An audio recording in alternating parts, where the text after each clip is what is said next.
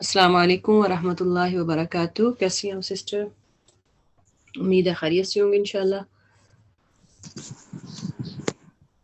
اعوذ باللہ من الشیطان الرجیم. بسم اللہ الرحمن الرحیم. رب اشرح لی صدری ویسر لی امری واحلل عقدۃ من لسانی یفقهوا قولی واجعل لی وزیرا من اہلی.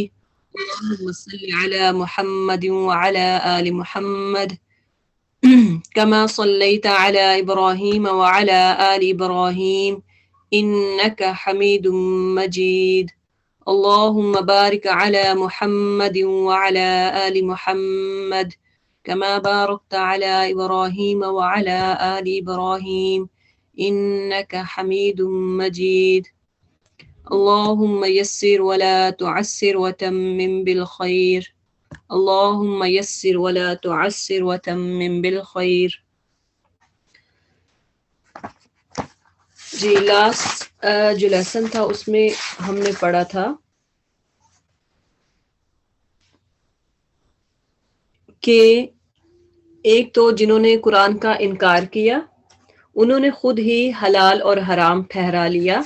تو اس پہ اللہ تعالیٰ نے فرمایا کہ اگر کوئی مسلمان اپنے آپ حلال اور حرام ٹھہراتا ہے تو وہ اور اللہ کی طرف منسوب کرتا ہے تو گویا وہ اللہ پر افطرا یعنی جھوٹ باندھتا ہے. اور اس سے پہلے آپ نے پڑھا کہ اللہ تعالیٰ نے ہم کو سب سے بڑی نعمت سے جو نوازا ہے وہ سب سے بڑی نعمت کیا ہے؟ قرآن کی نعمت. اور اگر کوئی اس پہ عمل کرتا ہے تو پھر اس کو خوش ہونا چاہیے.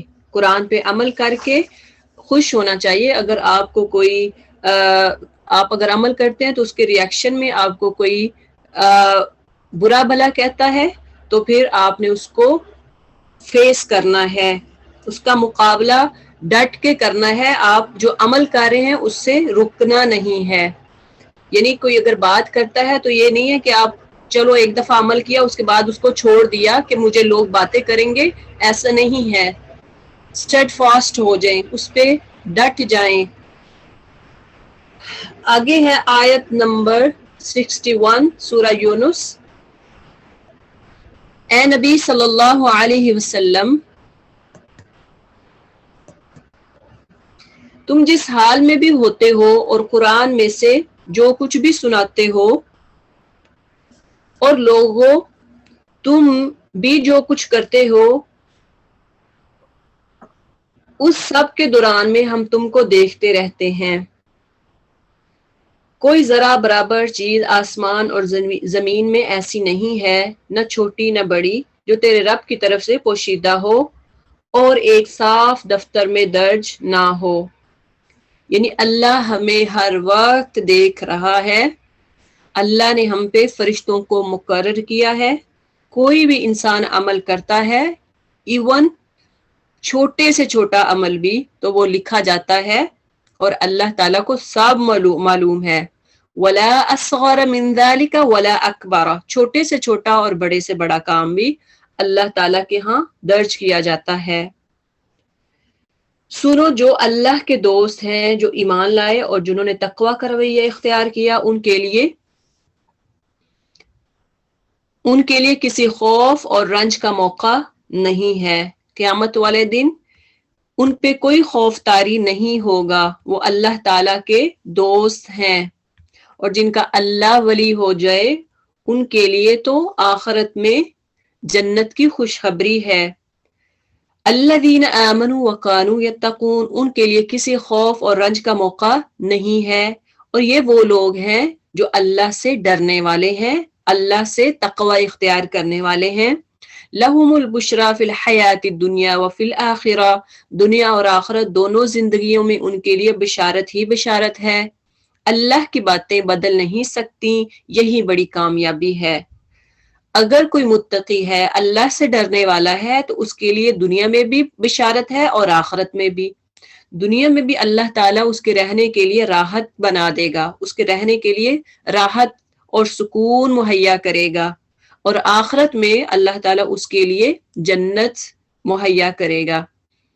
اے نبی صلی اللہ علیہ وسلم، جو باتیں یہ لوگ تجھ پر بناتے ہیں اور تجھے رنجیدہ نہ کریں، عزت ساری کی ساری اللہ کے اختیار میں ہے اور وہ سب کچھ سنتا اور جانتا ہے۔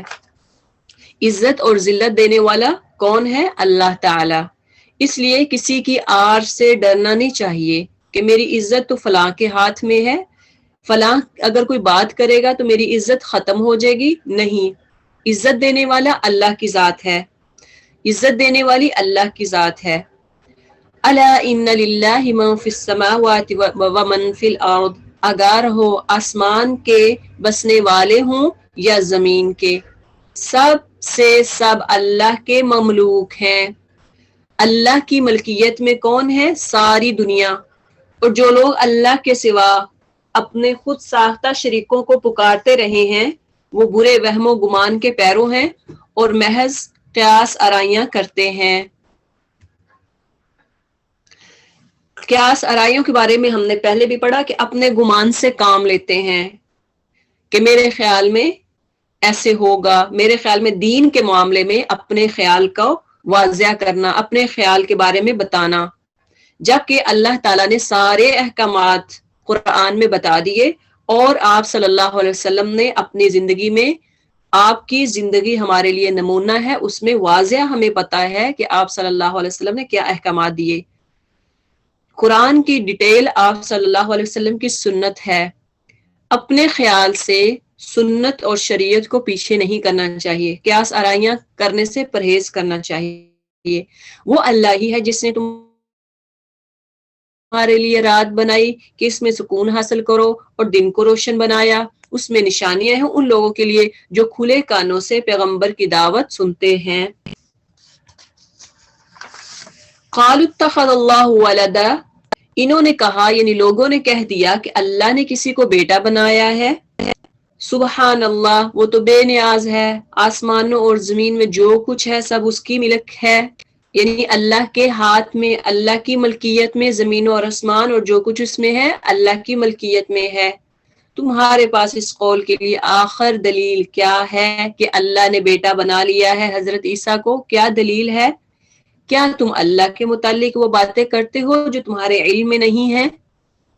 تو یہ سارے اپنے خیالات سے یعنی گمان اور قیاس آرائیوں سے عیسیٰ علیہ السلام کو اللہ کا بیٹا بناتے ہیں، لہٰذا ان کے پاس اس کی کوئی دلیل نہیں ہے۔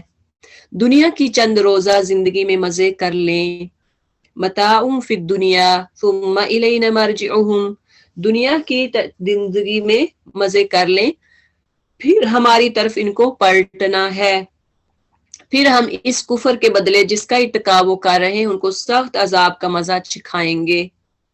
تو یہاں پہ جو صرف دنیا کی زندگی کو امپورٹنٹ دیتے ہیں کہ صرف دنیا کی زندگی ان کے لیے اہم ہے، آخرت یا قیامت کے لیے انہوں نے کچھ تیاری نہیں کی، قرآن کو کبھی چھوا نہیں، کبھی اس کو پڑھا نہیں، سنت کو کبھی انہوں نے اس پہ عمل ہی نہیں کیا، صرف دنیا میں مگن ہے، تو ایسے لوگوں کے لیے اللہ کیا کہہ رہے ہیں کہ یہ چند دن کی زندگی ہے، یعنی دیکھیں زندگی کا کوئی پتہ نہیں، ٹائم جو ہے فلائز، کیسے ختم ہو رہا ہے۔ آپ دیکھیں کہ رمضان کو ابھی کتنے دن ہوئے اور ہمیں ایسے لگ رہا ہے کہ جیسے تھوڑے ہی دن ہیں، یعنی آج ماشاءاللہ 18واں روزہ، تو ایسے لگ رہا ہے جیسے بھی ایک ویک ہوا ہے۔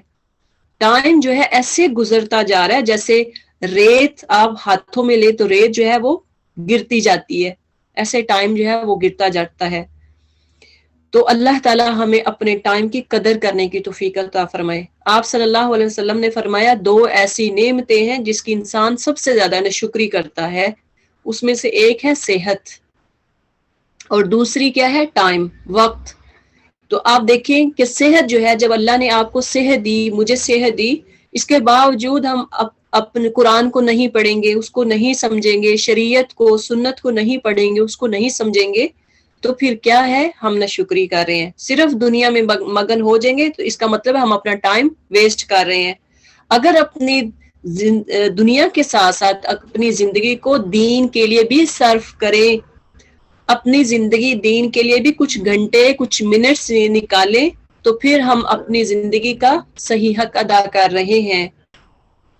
اسی طرح وقت کے دیکھیں کہ وقت کو ہم کتنا ضائع کرتے ہیں، یا تو فون کالز پہ یا میسیجز پہ یا پھر ایک دوسرے کے ساتھ باتیں کر کے, کٹی پارٹیز میں جا کر, اور اس طرح سوشل میڈیا پہ ایک چیز آپ دیکھنے بیٹھے, ایک چیز کی سرچ کی تو آگے سے کئی چیزیں نکلتی گئی اور ہم اس کو دیکھتے گئے.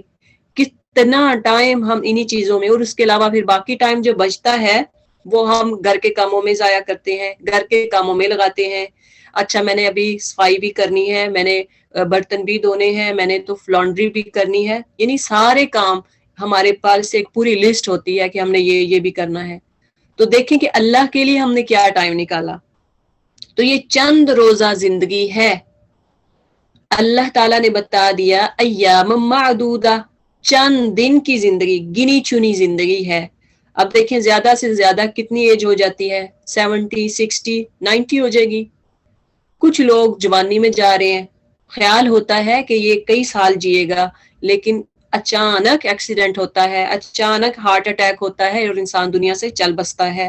زندگی کا کوئی کسی کو بھروسہ نہیں ہے کہ آج ہم جی رہے ہیں, 1 گھنٹے بعد ہمارے پاس آگے وقت ہے بھی, مہلت ہے بھی کہ نہیں. پھر ہماری طرف ان کو پلٹنا ہے, پھر ہم اس کفر کے بدلے جس کا وہ ارتکاب کر رہے ہیں ان کو سخت عذاب کا مزہ چکھائیں گے. وَاتْلُ عَلَيْهِمْ نَبَأَ نُوحٍ, ان کو نوح علیہ السلام کا قصہ سناؤ. یہاں سے حضرت نوح علیہ السلام کا جو قصہ ہے, سٹوری, وہ پتہ چل رہی ہے. اس وقت کا قصہ جب اس نے اپنی قوم سے کہا تھا. حضرت آدم علیہ السلام کے بعد پہلے نبی کون تھے؟ حضرت نوح علیہ السلام. حضرت آدم علیہ السلام کے بعد اے برادران قوم.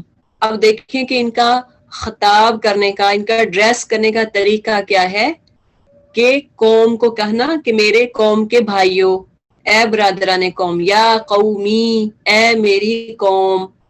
تو جب آپ کوئی بھی جو آگے بات کرنا چاہے, کسی کو قرآن کی طرف لانا چاہے, تو کیا کرنا ہوگا؟ ہمیں اچھے طریقے سے ان کو ڈریس کرنا ہوگا, اچھے طریقے سے خطاب کرنا ہوگا ان کو, یعنی اے میری بہنا, اے میرے بھائی. آپ دیکھیں ایسا نہیں کریں. اس کے بعد اگر میرا تمہارے درمیان رہنا اور اللہ کی آیات کو سنا کر تمہیں غفلت سے بیدار کرنا تمہارے لیے ناقابل برداشت ہو گیا ہے, تو میرا بھروسہ اللہ پر ہے. تم اپنے ٹھہرائے ہوئے شریکوں کو ساتھ لے کر ایک متفقہ فیصلہ کر لو, اور جو منصوبہ تمہارے پیش نظر ہو اس کو خوب سوچ سمجھ لو, تاکہ اس کا کوئی پہلو تمہاری نگاہ سے پوشیدہ نہ رہے. پھر میرے خلاف اس کو عمل میں لے آؤ اور مجھے ہرگز مہلت نہ دو.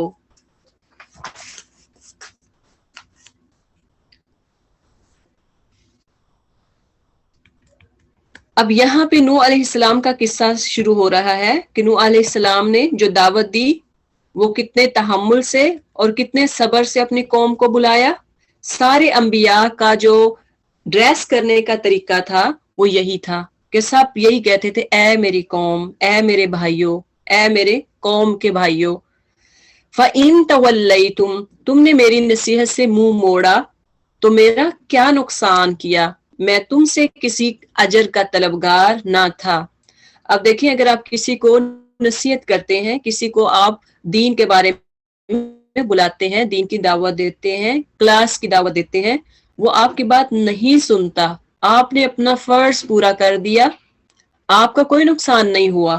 آپ کا کام تھا بلغوا انی ولو آیا. آپ صلی اللہ علیہ وسلم کا فرمان ہے کہ تم ایک بھی آیت کو سنو تو آگے پہنچا دو. جو آپ کے پاس علم تھا اس کے مطابق آپ نے ان کو دعوت دے دی. اب آپ کا کوئی نقصان نہیں ہے. اصل میں نقصان اس بندے کا ہوا جس نے سن کر عمل نہ کیا, جو سن کر آپ کی دعوت کو جس نے قبول نہ کیا. تو یہاں انبیاء کا بھی یہی طریقہ ہے. کیا کہا کہ میرا کیا قصور, میں تم سے کسی اجر کا طلبگار نہ تھا. یہاں سے ہمیں اسکالر کہتے ہیں کہ اجر کے طلبگار ہمیشہ انبیاء جو ہوتے ہیں وہ پیور دین لے کر آتے ہیں, اور وہ کسی بھی اجرت کی ڈیمانڈ نہیں کرتے کہ مجھے اس کے بدلے میں دولت ملے یا مجھے اس کے بدلے میں فلاں چیز ملے. ایسا نہیں ہے. جب آپ پیور دین پھیلائیں گے تو پھر ریئیکشن آتا ہے، لوگ آپ کی باتوں کو ایکسیپٹ نہیں کریں گے، آپ کو طرح طرح کی باتیں بھی کریں گے، تو آپ کو کھلے دل سے قبول کرنی پڑیں گی، ان کی باتوں کو سننا پڑے گا۔ اگر آپ ڈیلیوٹ دین بتائیں گے، صرف آپ کہیں نماز پڑھیں، چلو اگر کوئی نماز پڑھتا تو پڑھے گا، زکوٰۃ دے دیں، ہو سکتا ہے وہ آپ کی بات تھوڑی دیر کے لیے سن لیں، لیکن ایسے احکامات جو کہ عام نہیں ہے، آپ جب ان سے کہیں گے کہ پردہ کر لو تو وہ آپ کی بات کو ہو سکتا ہے نہیں سنے، کہ جنہوں نے ساری عمر سر پہ دوپٹہ نہیں لیا تو وہ اچانک آپ اس کو پردے کا کہیں گے تو وہ تو حیران ہو جائیں گے کہ اس کو کیا پرابلم ہو گئی ہے۔ ان اجریہ الا علی اللہ، تو کیا کہا کہ میرا اجر تو اللہ کے ذمے ہے، وَأُمِرْتُ أَنْ أَكُونَ مِنَ الْمُسْلِمِينَ، اور مجھے حکم دیا گیا ہے کہ خواہ کوئی مانے یا نہ مانے میں خود مسلم بن کر رہوں۔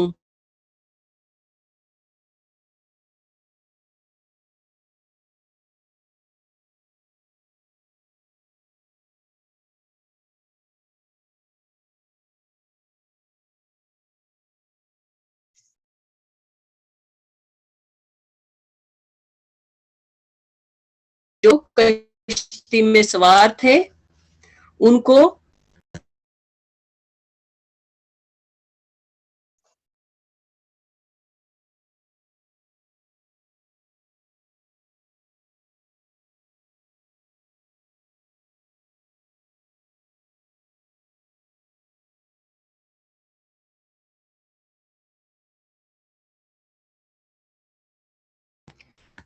سوری نیٹ نہیں آ رہا تھا،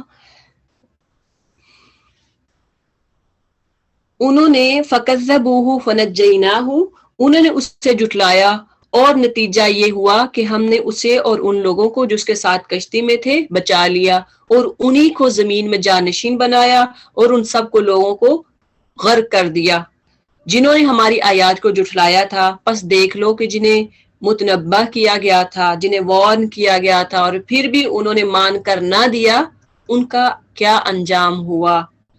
پھر نوح کے بعد ہم نے مختلف پیغمبروں کو ان کی قوم کی طرف بھیجا اور ان کے پاس کھلی کھلی نشانیاں لے کر آئے، مگر جس چیز کو انہوں نے پہلے جھٹلا دیا تھا اسے پھر مان کر نہ دیا، یعنی پھر انہوں نے نہ مانا۔ اس طرح ہم حد سے گزر جانے والوں کے دلوں پر ٹھپا لگا دیتے ہیں۔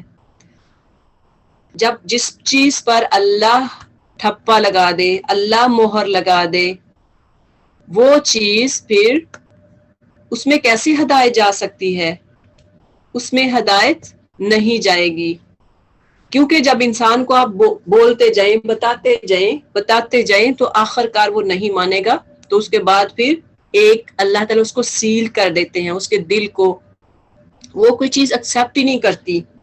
ثم بعثنا من بعدہم، پھر ان کے بعد ہم نے موسیٰ اور ہارون علیہم السلام کو اپنی نشانیوں کے ساتھ فرعون اور اس کے سرداروں کی طرف بھیجا، مگر انہوں نے اپنی بڑائی کا گمنڈ کیا اور وہ مجرم لوگ تھے۔ اس موقع پر ان حواشی کو پیش نظر رکھا جائے۔ موسیٰ علیہ السلام نے کہا تم حق کو یہ کہتے ہو جب کہ وہ تمہارے سامنے آ گیا، کیا یہ جادو ہے؟ حالانکہ جادوگر فلاح نہیں پاتے۔ جب موسیٰ علیہ السلام نے اپنا جو عصا تھا زمین پر پھینکا تو انہوں نے کیا کہا تھا؟ یہ تو سری جادو ہے۔ پس جب ہمارے پاس سے حق ان کے سامنے آیا تو انہوں نے کہہ دیا یہ تو کھلا جادو ہے۔ موسیٰ علیہ السلام نے کہا حق بات، تم حق کو یہ کہتے ہو جب کہ وہ تمہارے سامنے آ گیا، کیا یہ جادو ہے؟ حالانکہ جادوگر فلاح نہیں پاتے، تو انبیاء کیسے جادوگر ہو سکتے ہیں؟ انہوں نے جواب دیا کیا تو اس لیے آیا ہے کہ ہمیں اس طریقے سے پھیر دے جس پر ہم نے اپنے باپ دادا کو پایا ہے، اور زمین میں بڑائی تم دونوں کی قائم ہو؟ تمہاری بات تو ہم ماننے والے نہیں ہیں۔ یہاں سے کیا پتا چلا کہ وہ کن کو فالو کرتے تھے؟ اپنے بڑوں کو، آباء و اجداد کو، جس کی ممانت ہے صحیح بات میں فالو کریں، لیکن جہاں پہ شریعت کا معاملہ آئے وہاں پہ بڑوں کو فالو نہیں کرے گے۔ اگر ان کی بات شریعت کے خلاف ہو تو پھر اس کو فالو نہیں کرنا چاہیے۔ اور پھر انہوں نے اپنے آدمیوں سے کہا کہ ہر ماہر فن جادوگر کو میرے پاس حاضر کرو۔ جب جادوگر گئے تو موسیٰ علیہ السلام نے ان سے کہا جو کچھ تمہیں پھینکنا ہے پھینک دو۔ پھر جب انہوں نے اپنے آنچر پھینک دیے تو موسیٰ علیہ السلام نے کہا یہ جو کچھ تم نے پھینکا ہے یہ جادو ہے، اللہ ابھی اسے باطل کیے دیتا ہے۔ مفسدوں کے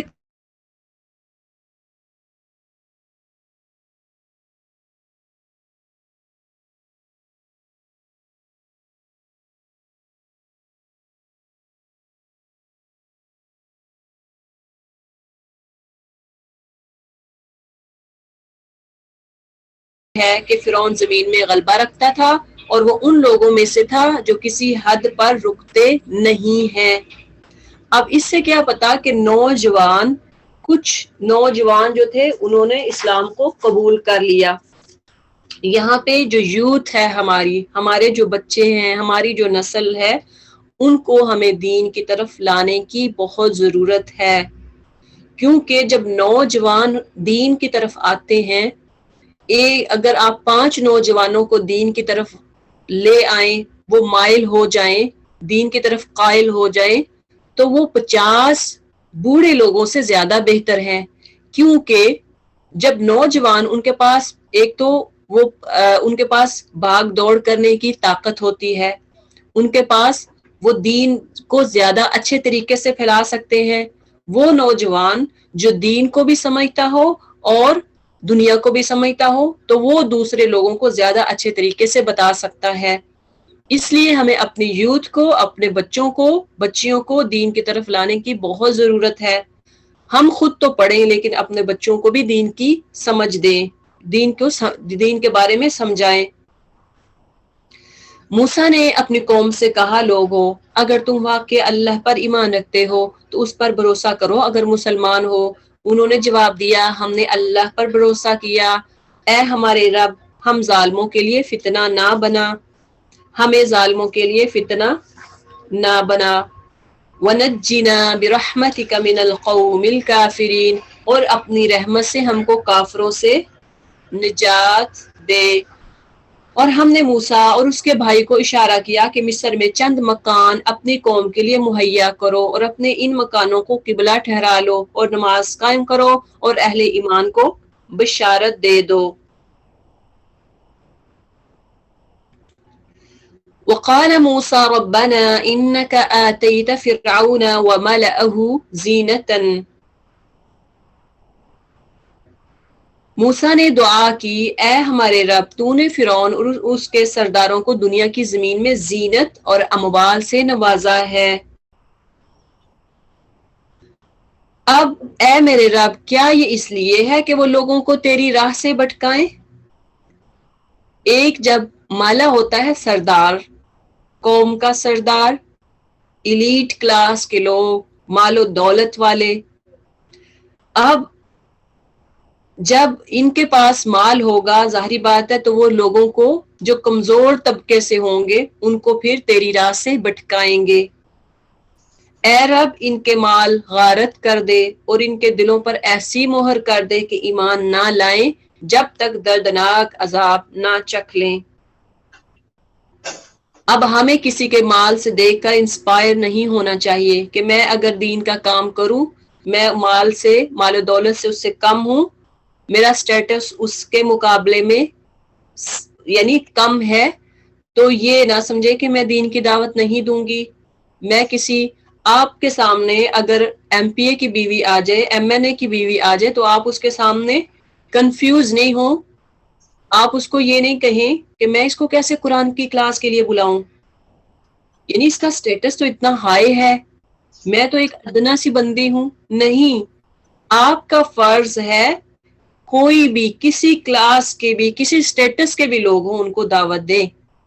یہاں سے ہمیں یہی ملا کہ آپ نے ہر انسان کو دعوت دینی ہے، ہر طبقے کے لوگوں کو۔ اللہ نے جواب میں فرمایا، تم دونوں کی دعا قبول کی گئی، ثابت قدم رہو اور ان لوگوں کے طریقے کی ہرگز پیروی نہ کرو جو علم نہیں رکھتے۔ اور ہم بنی اسرائیل کو سمندر سے گزار لے گئے، پھر فرعون اس کے لشکر ظلم اور زیادتی کی غرض سے ان کے پیچھے چلے، حتیٰ کہ جب فرعون ڈوبنے لگا تو بول اٹھا، میں نے مان لیا کہ خدا اللہ حقیقی اس کے سوا کوئی نہیں ہے، اللہ ہی ہمارا داتا ہے، اس کے سوا کوئی نہیں، جس پر بنی اسرائیل ایمان لائے۔ اور میں بھی سر اطاعت جھکا دینے والوں میں سے ہوں. تو کیا اللہ تعالیٰ نے اس کی دعا کو قبول کر لیا؟ کیا اللہ تعالیٰ نے کہا کہ ٹھیک ہے یہ تو واقعی سچا بندہ ہے؟ نہیں. الآن جواب دیا گیا، اب ایمان لاتا ہے. اچھا، اب جب موت کی کشمکش میں ہے، جب فرشتوں کو سامنے دیکھ لیا، اللہ کہتے اچھا اب ایمان لاتا ہے، حالانکہ اس سے پہلے تک تو نافرمانی کرتا رہا اور فساد برپا کرنے والوں میں سے تھا. کچھ بندے ایسے ہوتے ہیں ساری عمر گناہ کر کر کے، ظلم زیادتیاں کر کر کے، اپنے بچوں پہ بھی ظلم کیا، یا پھر اپنے بچوں کو پالنے کی خاطر ان کا سٹیٹس ہائی کرنے کی وجہ سے دوسرے پر ظلم کیا، دوسرے لوگوں پر ظلم کیا، اپنے بہن بھائیوں کا مال بھی غصب کر لیا. ہوتا ہے نا کہ چھوٹے بہن بھائی ہیں، ان کا حصہ نہ دیا، ان کا مال بھی خود کھا لیا. تو آخر میں کیا ہوتا ہے؟ ایسی وبا، ایسی یعنی اللہ تعالیٰ کی طرف سے ان پر عذاب آتا ہے کہ وہ انسان مرنے کے وقت پھر توبہ کرتا ہے. بالکل ادھر سے فرشتوں کو دیکھ رہا ہوتا ہے اور کہہ رہا ہوتا ہے کہ مجھے معاف کر دینا. تو کیا اب اللہ معاف کرے گا؟ نہیں. وہ بندہ جس نے ساری عمر نافرمانی کی اور فساد پھیلاتا رہا اور حقوق العباد مارتا رہا، حقوق العباد جو ہے دوسروں پر ظلم کرتا رہا، فَالْيَوْمَ نُنَجِّيكَ بِبَدَنِكَ، اب تو ہم صرف تیری لاش ہی کو بچائیں گے تاکہ تو بعد کی نسلوں کے لیے نشان عبرت بنے. اگرچہ بہت سے انسان ایسے ہیں جو ہماری نشانیوں سے غفلت برتتے ہیں، تو یہ نشان عبرت کن کے لیے ہے؟ جو اللہ کی آیات کو پڑھ کر بھی ایمان نہیں لاتے، جو اللہ کی نشانیوں کو دیکھ کر بھی ایمان نہیں لاتے. اللہ نے کتنے اونچے پہاڑ بنائے، کتنی خوبصورت زمین بنائی، کتنا آسمان کو ہمارے اوپر مسخر کر دیا، سورج اور چاند کا ہیر پھیر، دن اور رات کا آنا جانا، یہ کیا ہے؟ کیا یہ اللہ کی نشانیاں نہیں ہیں؟ اس سے عبرت نہیں حاصل کر سکتے؟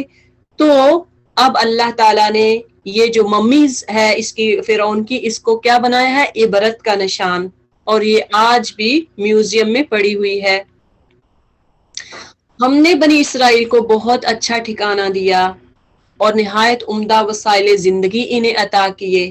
بنی اسرائیل کو جب وہاں سے مصر سے جب آزاد کر دیا گیا، اس کے بعد اللہ تعالیٰ نے ان کو بہت اچھا ٹھکانہ دیا، من و سلوہ دیا اور نہایت عمدہ وسائل زندگی انہیں عطا کیے. ان کے معاشی، معاشرتی ہر طرح سے ان کو پاور میں رکھا. پھر انہوں نے بہم اختلاف نہیں کیا مگر اس وقت جب کہ علم ان کے پاس آ چکا تھا. جب ان کے پاس علم آیا اس کے بعد انہوں نے اختلاف کرنا شروع کر دیا. یقیناً تیرا رب قیامت کے روز ان کے درمیان اس چیز کا فیصلہ کر دے گا جس میں وہ اختلاف کرتے رہے ہیں. اب اگر تجھے اس ہدایت کی طرف سے کچھ بھی شک ہو جو ہم نے تجھ پر نازل کی ہے قرآن، تو ان لوگوں سے پوچھ لے جو پہلے سے کتاب پڑھ رہے ہیں، کیونکہ کتاب میں موجود ہے. پہلی کتابیں جو ہیں تورات، زبور، انجیل، ان میں آپ صلی اللہ علیہ وسلم کی تصدیق ہوتی ہے. قرآن کے بارے میں آپ صلی اللہ علیہ وسلم کے بارے میں بتا دیا گیا تھا.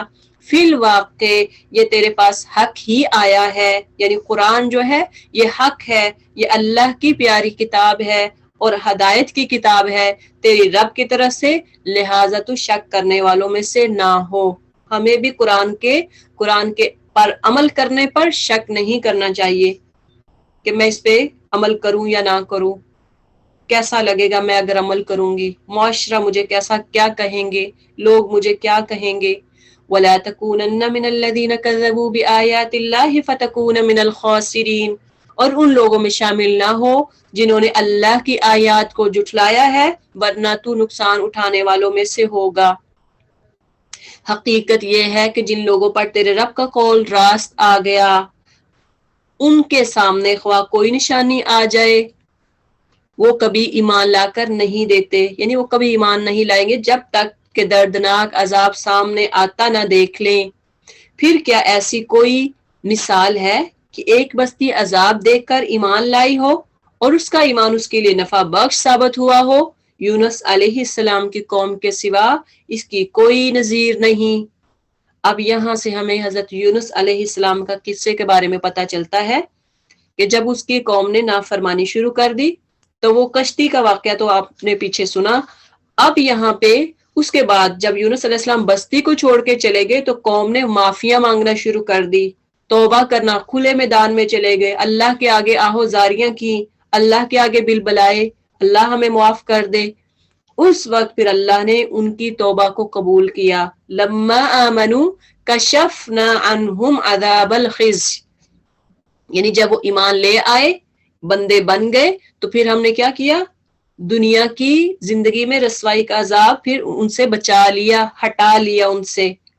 وَمَتَّعْنَاهُمْ إِلَىٰ حِينٍ, اور اس کو ایک مدت تک زندگی سے بہرہ مند ہونے کا موقع دے دیا تھا, یعنی ان کو فائدہ دے دیا تھا ایک مدت تک, جب تک وہ اطاعت کرتے رہے اللہ نے ان کو موقع دے دیا, ان سے عذاب کو ٹال لیا. صرف یونس علیہ السلام کی قوم تھی جس پر عذاب آنے سے پہلے انہوں نے معافی مانگی اور اللہ تعالیٰ نے عذاب کو ٹال لیا.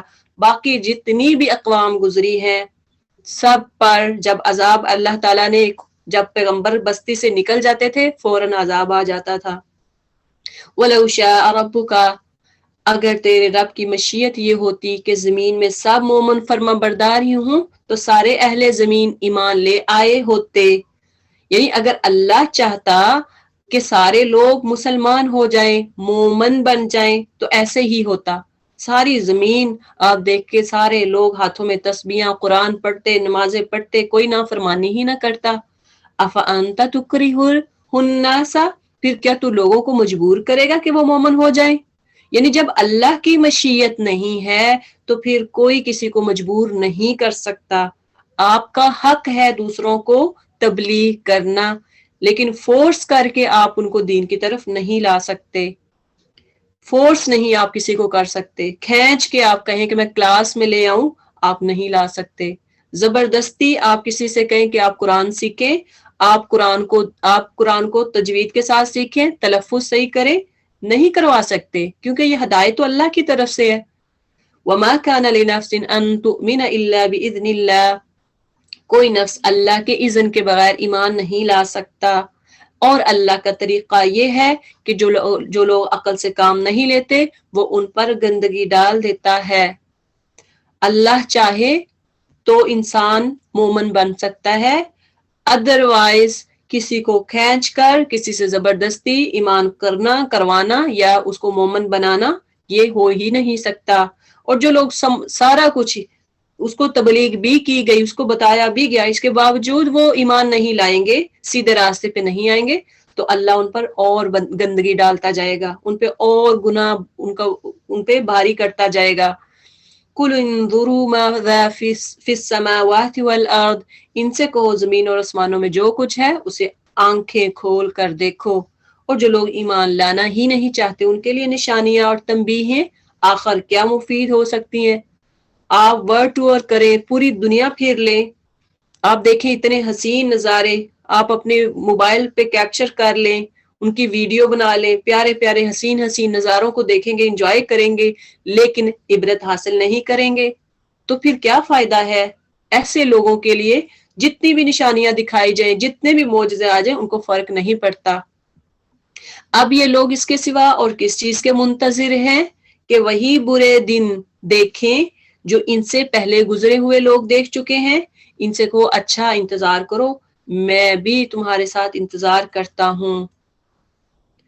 پھر جب ایسا وقت آتا ہے تو ہم اپنے رسولوں کو اور ان لوگوں کو بچا لیا کرتے ہیں جو ایمان لائے ہوں. ہمارا یہی طریقہ ہے, ہم پر یہ حق ہے کہ مومنوں کو بچا لیا جائے یا مومنوں کو بچا لے. اے نبی صلی اللہ علیہ وسلم کہہ دو کہ لوگو, اگر تم ابھی تک میرے دین کے متعلق کسی شک میں ہو تو سن لو کہ تم اللہ کے سوا جن کی بندگی کرتے ہو میں ان کی بندگی نہیں کرتا, بلکہ صرف اسی خدا کی بندگی کرتا ہوں جس کے قبضے میں تمہاری موت ہے.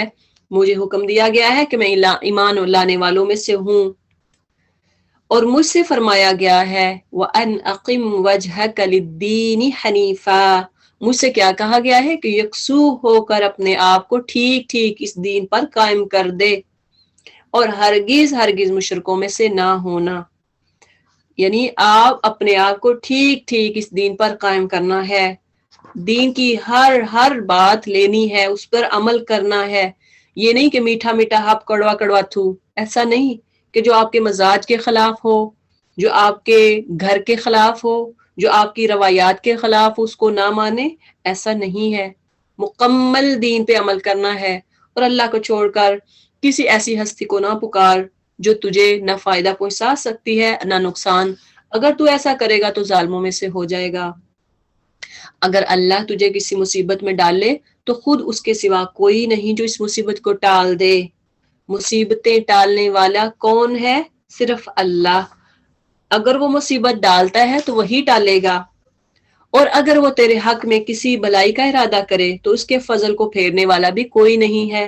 ساری دنیا مل کے کہے کہ میں اس سے یہ ساری دولت چھین جائے، یہ سڑک پہ آ جائے، اس کا بزنس ٹھپ ہو جائے، تو کیا انسانوں کی دعا اللہ ایسے قبول کر لے گا؟ نہیں. اللہ جب تک چاہے نہ کسی کو نقصان نہیں پہنچا سکتا. پوری دنیا بھی مل کر نقصان پہنچانا چاہے، وہ اپنے بندوں میں سے جس کو چاہتا ہے اپنے فضل سے نوازتا ہے، اور وہ درگزر کرنے والا اور رحم فرمانے والا ہے. قل یا ایھا الناس، اے نبی صلی اللہ علیہ وسلم، لوگوں کہہ دو تمہارے پاس تمہارے رب کی طرف سے حق آ چکا ہے. اب جو سیدھی راہ اختیار کرے اس کی راست روی اس کے لیے مفید ہے. کوئی اگر سیدھی راہ اختیار کرتا ہے تو اس کے لیے فائدہ مند ہے. ومن ضل فانما يضل عليها، اگر کوئی سیدھی راہ اختیار نہیں کرتا، جو گمراہ رہے اس کی گمراہی اسی کے لیے تباہ کن ہے. وما انا علیکم بوکیل، اور میں تمہارے اوپر کوئی حوالہ دار نہیں ہوں. واتبع ما یوحى الیک، اے نبی تم اس ہدایت کی پیروی کیے جاؤ. یعنی خود تو آپ نے قرآن کو فالو کرنا ہے، اس کو اپنانا ہے، اپنی زندگی میں عملی جامہ پہنانا ہے. جو آپ کی طرف وحی کی گئی اس کی پیروی کرو، جو تمہاری طرف بذریعہ وحی بھیجی جا رہی ہے اس کو ایکسپٹ کرو، اس پر عمل کرو. واصبر، اور نمبر 2 کیا کرنا ہے؟ صبر کرو. ساتھ صبر بھی کرنا ہے. اگر آپ کو لوگ باتیں کرتے ہیں، آپ نے اپنی زندگی میں آپ کا کام ہے عمل کرنا، قرآن کو اپنانا، سنت کو اپنانا.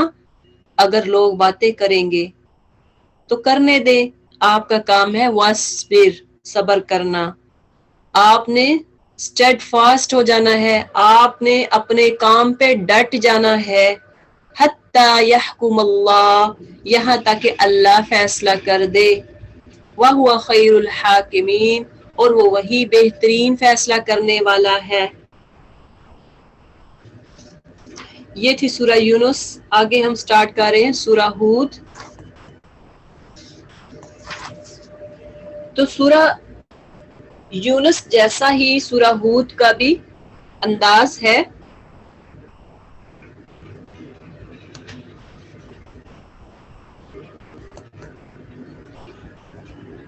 اب سورہ ہود جو ہے اس میں بھی واقعات ہیں انبیاء کے، اور اس میں حضرت ابو بکر صدیق رضی اللہ تعالیٰ عنہ فرماتے ہیں کہ آپ صلی اللہ علیہ وسلم کے سر پر بہت زیادہ آثار نظر آ رہے تھے، جیسے کہ بال جو ہیں وہ سفید ہو رہے تھے. تو آپ صلی اللہ علیہ وسلم سے پوچھا آپ پر بڑھاپے کے آثار دیکھ رہا ہوں. یعنی ہم بھی کہتے ہیں نا کہ کسی کے بال اگر سفید ہو رہے ہوں تو کہتے ہیں کہ بوڑھی ہو رہی ہو، بال سفید ہو رہے ہیں. تو ابو بکر رضی اللہ تعالیٰ عنہ نے آپ صلی اللہ علیہ وسلم سے پوچھا آپ پر بڑھاپے کے آثار دیکھ رہا ہوں. تو فرمایا کہ مجھے ہود اور اس کی بہنوں نے وحشت طاری کر دی ہے. ہود اور اس کی بہنوں سے مراد کیا ہے؟ یعنی سورہ ہود، کیونکہ اس میں انبیاء کا تذکرہ ہے، اور انبیاء کے جو قصص ہیں ان کے بارے میں بتایا جائے گا ڈیٹیل کے ساتھ، اور ساتھ اس کی بہنیں یعنی ایسی اور صورتیں جن میں انبیاء کا تذکرہ ہے، جو کہ انبیاء نے اپنا کام کیا، اپنے مشن کو جاری رکھا، دعوت تبلیغ دیتے رہے، لیکن لوگوں نے اس کو نہ مانا، ان پہ تنقید کی، ان کو برا بلا کہا، ان کا مذاق اڑایا گیا، ان کو جھوٹا قرار دیا گیا، طرح طرح کی باتیں گھڑی گئی. تو اس پر یعنی آج یہ سورہ ہود صرف سورہ نہیں ہے، یہ ہمارے لیے قصص جو واقعات ہے، اس کو یہ ہمارے لیے ایک نمونہ ہے. انبیاء کا طریقہ جو ہے، انبیاء کی سنت جو ہے، وہ ہمارے لیے بھی اپنانا ہے، ہمیں بھی وہ اسوہ ہے ہمارے لیے. انہوں نے کیسے دعوتیں دی، انہوں نے کیسے اللہ کی راہ میں اپنے آپ کو قربان کر دیا. تو ہم نے بھی وعدہ کرنا ہے کہ انشاءاللہ یہ جو سورہ ہے، جتنے بھی انبیاء کے واقعات ہیں، ہم نے ان پر عمل کرنا ہے.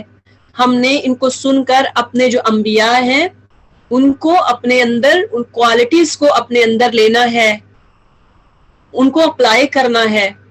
بسم اللہ الرحمن الرحیم. الف لام را کتاب احکمت آیاتہ ثم فصلت من لدن حکیم خبیر.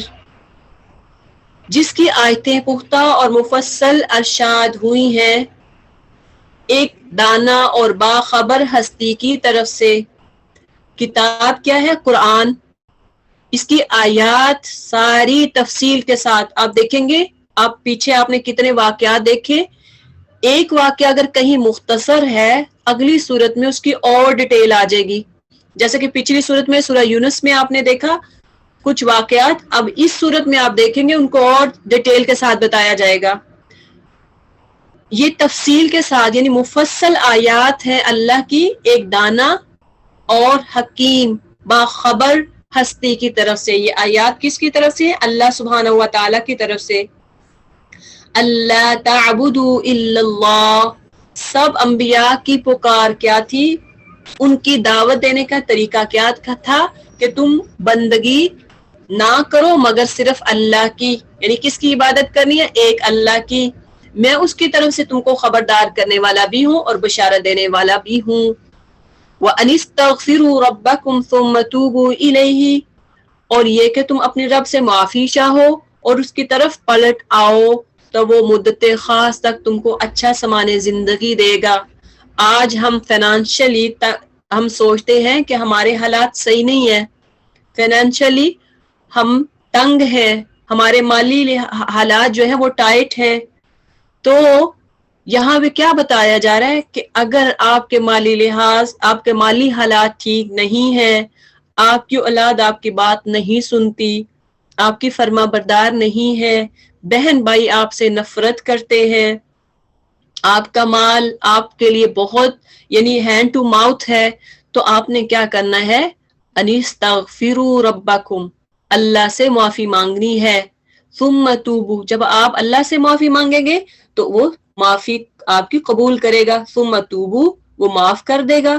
اللہ کی طرف آؤ تو صحیح، اللہ تو اتنا غفور الرحیم ہے، 70 ماؤں سے زیادہ پیار کرنے والا ہے.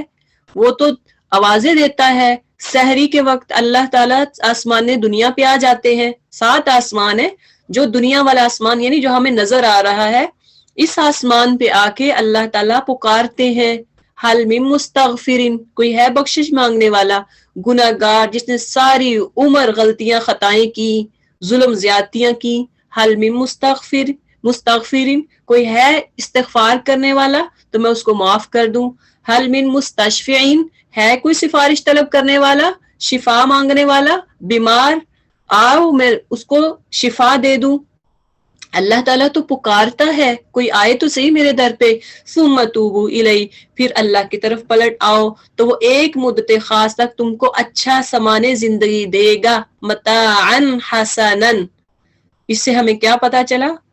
جب آپ توبہ کریں گے، اللہ کی طرف رجوع کریں گے تو اللہ ہمارے فائنینشیل حالات سیٹ کر دے گا، صحیح کر دے گا، ہمیں اچھا بدلہ دے گا. الی اجل مسمی، ایک مدت تک، جب تک ہم اللہ کے ساتھ جڑے رہیں گے، ہمارا تعلق اللہ سے مضبوط رہے گا.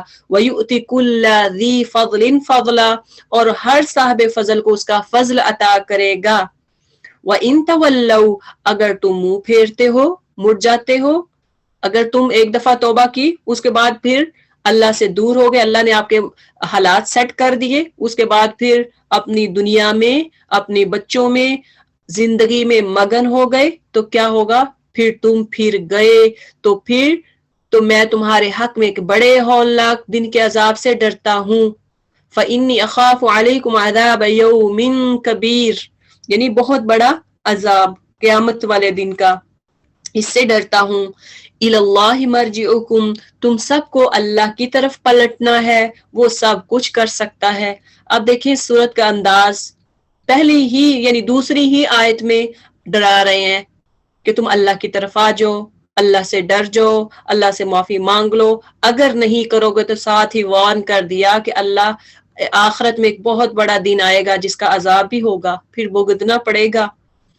الا انہم یثنون صدورہم، دیکھو یہ لوگ اپنے سینوں کو موڑتے ہیں تاکہ اسے چھپ جائیں، خبردار جبکہ کپڑوں سے اپنے آپ کو ڈھانپتے ہیں، اللہ ان کے چھپے کو بھی جانتا ہے اور کھلے کو بھی، وہ تو ان بھیدوں سے بھی واقف ہے جو سینوں میں ہے۔ آپ کبھی کسی کو ایسے بندے کو تبلیغ کریں جو دین سے بہت دور ہے تو کیا کرے گا؟ اپنے آپ کو آپ سے اپنا دامن چھڑانے کی کوشش کرے گا کہ میں یہاں سے اس محفل سے نکل جاؤں، یہ تو میرے مزاج کے خلاف بات کر رہا ہے۔ تو ایسے ہی مشرکین بھی کیا کرتے تھے، لیکن اللہ تعالیٰ سینوں کو جانتا ہے، چھپی ہوئی باتوں کو جانتا ہے کہ اس کی نیت کیا ہے۔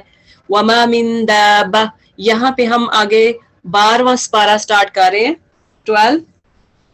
وما من دابۃ فی الارض، زمین میں چلنے والا کوئی جاندار ایسا نہیں ہے جس کا رزق اللہ کے ذمے نہ ہو اور جس کے متعلق وہ نہ جانتا ہو کہ کہاں وہ رہتا ہے اور کہاں وہ سونپا جاتا ہے۔ سب کچھ ایک صاف دفتر میں درج ہے۔ اب کہتے ہیں کہ مستقر رہا کا مطلب کیا ہے؟ پرماننٹ ٹھکانہ، پرماننٹ جگہ۔ ومستودعها کا مطلب کیا ہے؟ ٹیمپریری، عارضی طور پر، یعنی کوئی اگر عارضی رہتا ہے یا پرماننٹ رہتا ہے تو اللہ سب کچھ جانتا ہے، سب کے ذمے اللہ تعالیٰ کے ہاں رزق ہے۔ زمین میں چلنے والا کوئی بھی جاندار یعنی جن، پرند، مچھلی، اب دیکھیں کہ سمندر میں مچھلیوں کو بھی اللہ رزق دیتا ہے، پہاڑوں میں خشک پہاڑ ہوں گے اور وہاں کیڑوں کو بھی اللہ رزق دیتا ہے، تو رزق سے نہ گھبرائیں، اللہ دینے والا ہے۔ اور وہی ہے جس نے آسمانوں اور زمینوں کو 6 دنوں میں پیدا کیا، جبکہ اس سے پہلے اس کا عرش پانی پر تھا، تاکہ تم کو آزما کر دیکھے کہ تم میں کون بہتر عمل کرنے والا ہے۔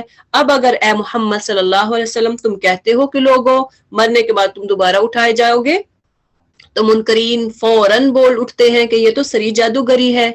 منکرین جو تھے وہ کبھی بھی یعنی آخرت کو، قیامت کو، مرنے کے بعد دوبارہ اٹھائے جانے کو نہیں مانتے، ان کا عقیدہ ہی نہیں ہے کہ دوبارہ ہمیں اللہ زندہ بھی کرے گا۔ اور اگر ہم ایک خاص مدت تک ان کی سزا کو ٹالتے ہیں تو وہ کہنے لگتے ہیں کہ آخر کس چیز نے اسے روک رکھا ہے؟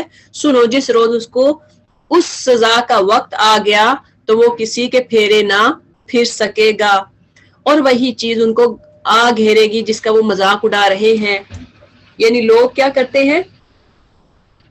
عذاب مانگتے ہیں، آخرت مانگتے ہیں۔ اچھا اگر تم سچے ہو تو پھر اللہ سے کو عذاب نازل کرے، لیکن ایک وقت اللہ نے مقرر کیا ہے، اللہ نے ڈیل دی ہے، ایک دن آئے گا وہ وقت بھی آ جائے گا۔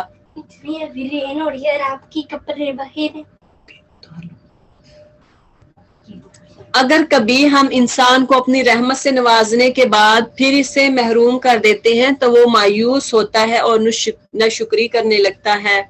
وَلَئِنْ أَذَقْنَا الْإِنسَانَ مِنَّا رَحْمَةً، اگر ہم کبھی انسان کو اپنی رحمت سے نوازنے کے بعد پھر اسے محروم کر دیتے ہیں، ایک دفعہ اللہ نے آپ کو بہت زیادہ نعمتیں دی، خوشیاں دی، اولاد دی، بچے دیے، اس کے بعد اگر کوئی ایک اللہ نعمت چھین لیتا ہے تو انسان کیا کرتا ہے؟ مایوس ہو جاتا ہے اور ناشکری کرنے لگتا ہے۔ اگر اللہ نے کوئی آپ کو چیز دی، نعمت دی ہے تو وہ اللہ کی امانت ہے۔ مایوسی کہا جاتا ہے کہ کفر ہے، تو اس لیے مایوس نہیں ہونا چاہیے۔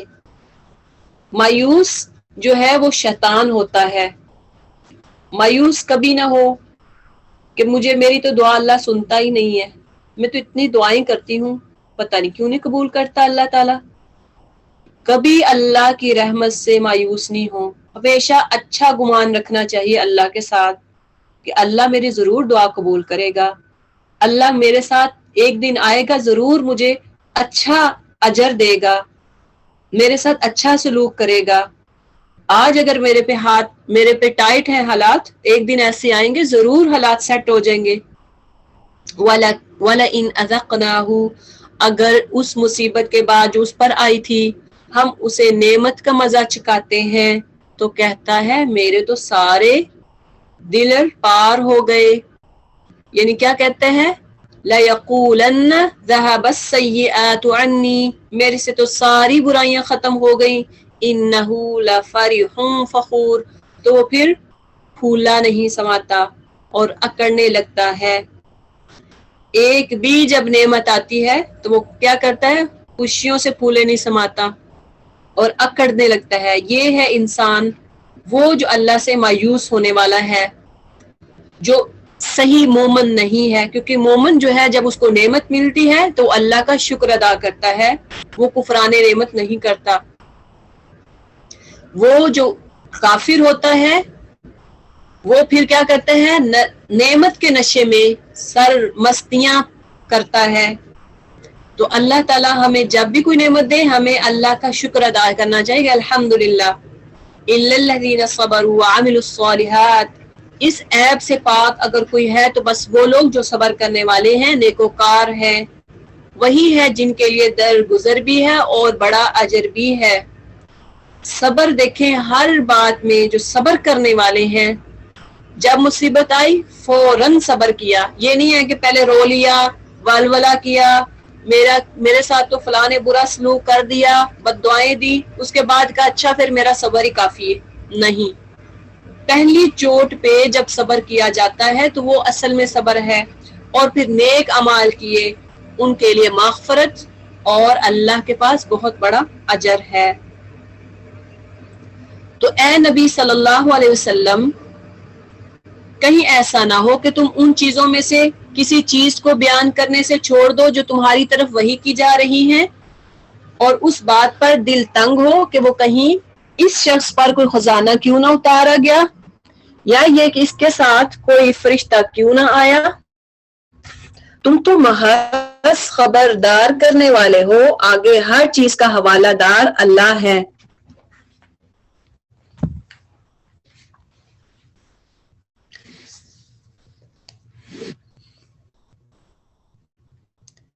کیا یہ کہتے ہیں کہ پیغمبر نے یہ کتاب خود گڑھ لی ہے؟ کہو اچھا یہ بات ہے تو اس جیسی گھڑی ہوئی 10 صورتیں تم بنا لاؤ اور اللہ کے سوا اور جو تمہارے معبود ہیں ان کو مدد کے لیے بلا سکتے ہو تو بلا لو، اگر تم انہیں معبود سمجھنے میں سچے ہو. اب اگر وہ تمہارے معبود تمہاری مدد کو نہیں پہنچتے تو جان لو کہ یہ اللہ کے علم سے نازل ہوئی ہے اور یہ اللہ کے سوا کوئی حقیقی معبود نہیں ہے. پھر کیا تم اس امر حق کے آگے سرے تسلیم خم کرتے ہو؟ جو لوگ بس اسی دنیا کی زندگی اور اس کی خوشنمائیوں کے طالب ہوتے ہیں، من کان یرید الحیات الدنیا، صرف دنیا کی زندگی کو مانتے ہیں، وزینتها، اور اس کی زینت میں مست رہتے ہیں، نوفی الیہم، ان کی کارگزاری کا سارا پھل ہم یہیں ان کو دے دیتے ہیں اور اس میں ان کے ساتھ کوئی کمی نہیں ہوتی. اب اس میں جو لوگ یعنی دنیا جو ہے وہ ایک امتحان کی جگہ ہے، جو صرف اسی میں مست رہتے ہیں، دنیا کو ہی مانتے ہیں. دنیا ایک ہوس اور نہ ختم ہونے والی ہے، تو اس لیے دنیا سے اب دنیا بھی اللہ تعالیٰ سے مانگے لیکن ساتھ آخرت بھی مانگے، اور آخرت کے لیے کیا کرنا ہے؟ عمل کرنا ہے. اولئک الذین لیس لہم فی الآخرۃ الا النار، مگر آخرت میں ایسے لوگوں کے لیے آگ کے سوا کچھ نہیں ہے. وہاں معلوم ہو جائے گا کہ جو کچھ انہوں نے دنیا میں بنایا وہ سب ملیا میٹ ہو گیا اور اب ان کا سارا کیا کرایا محض باطل ہے. پھر بھلا وہ شخص جو اپنے رب کی طرف سے ایک صاف شہادت رکھتا تھا، اس کے بعد ایک گواہ بھی پروردگار کی طرف سے اس شہادت کی تائید میں آ گیا. اور پہلے موسیٰ کی کتاب رہنما اور رحمت کے طور پر آئی ہوئی بھی موجود تھی، کیا وہ بھی دنیا پرستوں کی طرح اس سے انکار کر سکتا ہے؟ ایسے لوگ تو اس پر ایمان ہی لائیں گے، اور انسانی گروہوں میں سے جو کوئی اس کا انکار کرے تو اس کے لیے جس جگہ کا وعدہ ہے وہ دوزخ ہے۔ بس اے پیغمبر صلی اللہ علیہ وسلم، تم اس چیز کی طرف سے کسی شک میں نہ پڑنا، یہ حق ہے تمہارے رب کی طرف سے، مگر اکثر لوگ نہیں مانتے۔ اور اس شخص سے بڑھ کر ظالم اور کون ہوگا جو اللہ پر جھوٹ گڑے؟ ایسے لوگ اپنے رب کے حضور پیش ہوں گے اور گواہ شہادت دیں گے کہ یہ ہیں وہ لوگ جنہوں نے اپنے رب پر جھوٹ گڑا تھا، سنو خدا کی لعنت ہے ظالموں پر۔ کتنی بڑی بات ہے اللہ کی طرف منسوب کر دینا چیزوں کو کہ یہ اللہ نے ایسے فرمایا، پتہ ہوتا نہیں اللہ کی طرف کہہ دینا کہ یہ تو اللہ نے فرمایا ہے، یہ تو نبی نے فرمایا ہے۔ تو ایسے لوگ قیامت والے دن دیکھیں کہ اللہ کی کچہری لگی ہوگی، اور ایک انسان انکار کر دے کہ میں نے تو کچھ کیا ہی نہیں ہے، تو اگر جیسے آپ دنیا میں دیکھیں کہ اتنے لوگ بیٹھے ہیں، پوری محفل بھری ہوئی ہے، لیکن ایک بندہ وہ انکار کر دے کہ میں نے تو چوری نہیں کی، تو وہ کہیں اچھا نہیں چوری کی، وہ کہیں نہیں کی، تو پھر اس کے سامنے گواہی بھی پیش کی جائے، وہ پھر بھی نہ مانے کہ یہ تو جھوٹ بول رہا ہے، پھر سی سی ٹی وی کیمرہ اس کے سامنے وہ ویڈیو چلائی جائے کہ دیکھو یہاں پہ تو چور ثابت ہو رہا ہے، تو نظر آ رہا ہے ویڈیو میں کہ تو چوری کر رہا ہے، اس کا کیا حال ہوگا؟ اس کا رنگ فک پڑ جائے گا۔ تو یہ حال دیکھیں قیامت والے دن ان لوگوں کے ساتھ ہوگا جو اللہ پر افترا باندھتے رہے، اور جو کافر ہیں، جو مشرک ہیں، اور وہ لوگ جو قرآن اور سنت کو نہیں مانتے، ان ظالموں پر جو خدا کے راستے سے لوگوں کو روکتے ہیں، اس کے راستے کو ٹیڑھا کرنا چاہتے ہیں اور آخرت کا انکار کرتے ہیں۔ اولئک لم یکونوا معجزین فی الارض، وہ زمین اللہ کو بے بس کرنے والے نہ تھے، اور نہ اللہ کے مقابلے میں کوئی ان کا حامی تھا۔ انہیں اب دوہرا عذاب دیا جائے گا، وہ نہ کسی کی سن ہی سکتے تھے اور نہ خود ہی انہیں کچھ سوجتا تھا۔ وہ لوگ جنہوں نے اپنے آپ کو خود گھاٹے میں ڈالا، وہ سب کچھ ان سے کھویا گیا جو انہوں نے گڑھ رکھا تھا۔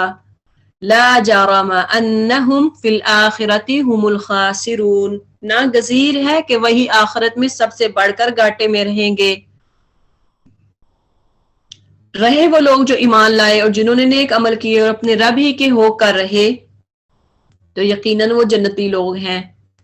نمبر ایک کیا ہے؟ ایمان والے، نیک عمل کرنے والے، اور اپنے رب کے ساتھ ڈٹے رہے، اپنے رب کے احکامات کو فالو کرتے رہے، یقیناً وہ جنتی لوگ ہیں اور جنت میں وہ ہمیشہ رہیں گے۔ 3 کوالٹیز بتا دی۔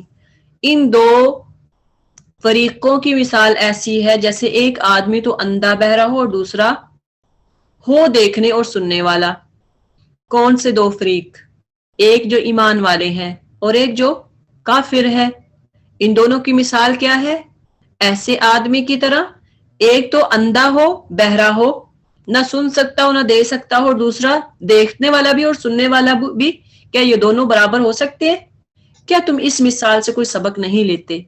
یعنی جو مومن ہے، متقی ہے، اس کی مثال ہے جو سننے والا اور دیکھنے والا ہے۔ حقیقت میں وہ جو کافر ہوتے ہیں وہ حقیقت میں اندھے نہیں ہوئے ہیں۔ اس کا مطلب یہ ہے کہ قرآن اور سنت کو وہ پہچانتے نہیں اور پہچان کر انکار کرتے ہیں، نبیوں کا انکار کرتے ہیں، تو یہ دونوں برابر نہیں ہو سکتے۔ وَلَقَدْ أَرْسَلْنَا نُوحًا إِلَىٰ قَوْمِهِ، اور ایسے ہی حالات تھے جب ہم نے نوح علیہ السلام کو اس کی قوم کی طرف بھیجا تھا۔ اب یہاں پھر نوح علیہ السلام کا قصہ آ رہا ہے، پہلے بھی ہم نے پڑھا سورہ ہود میں، اور یہاں بھی نوح علیہ السلام کا قصہ تھوڑا سے ڈیٹیل میں آئے گا۔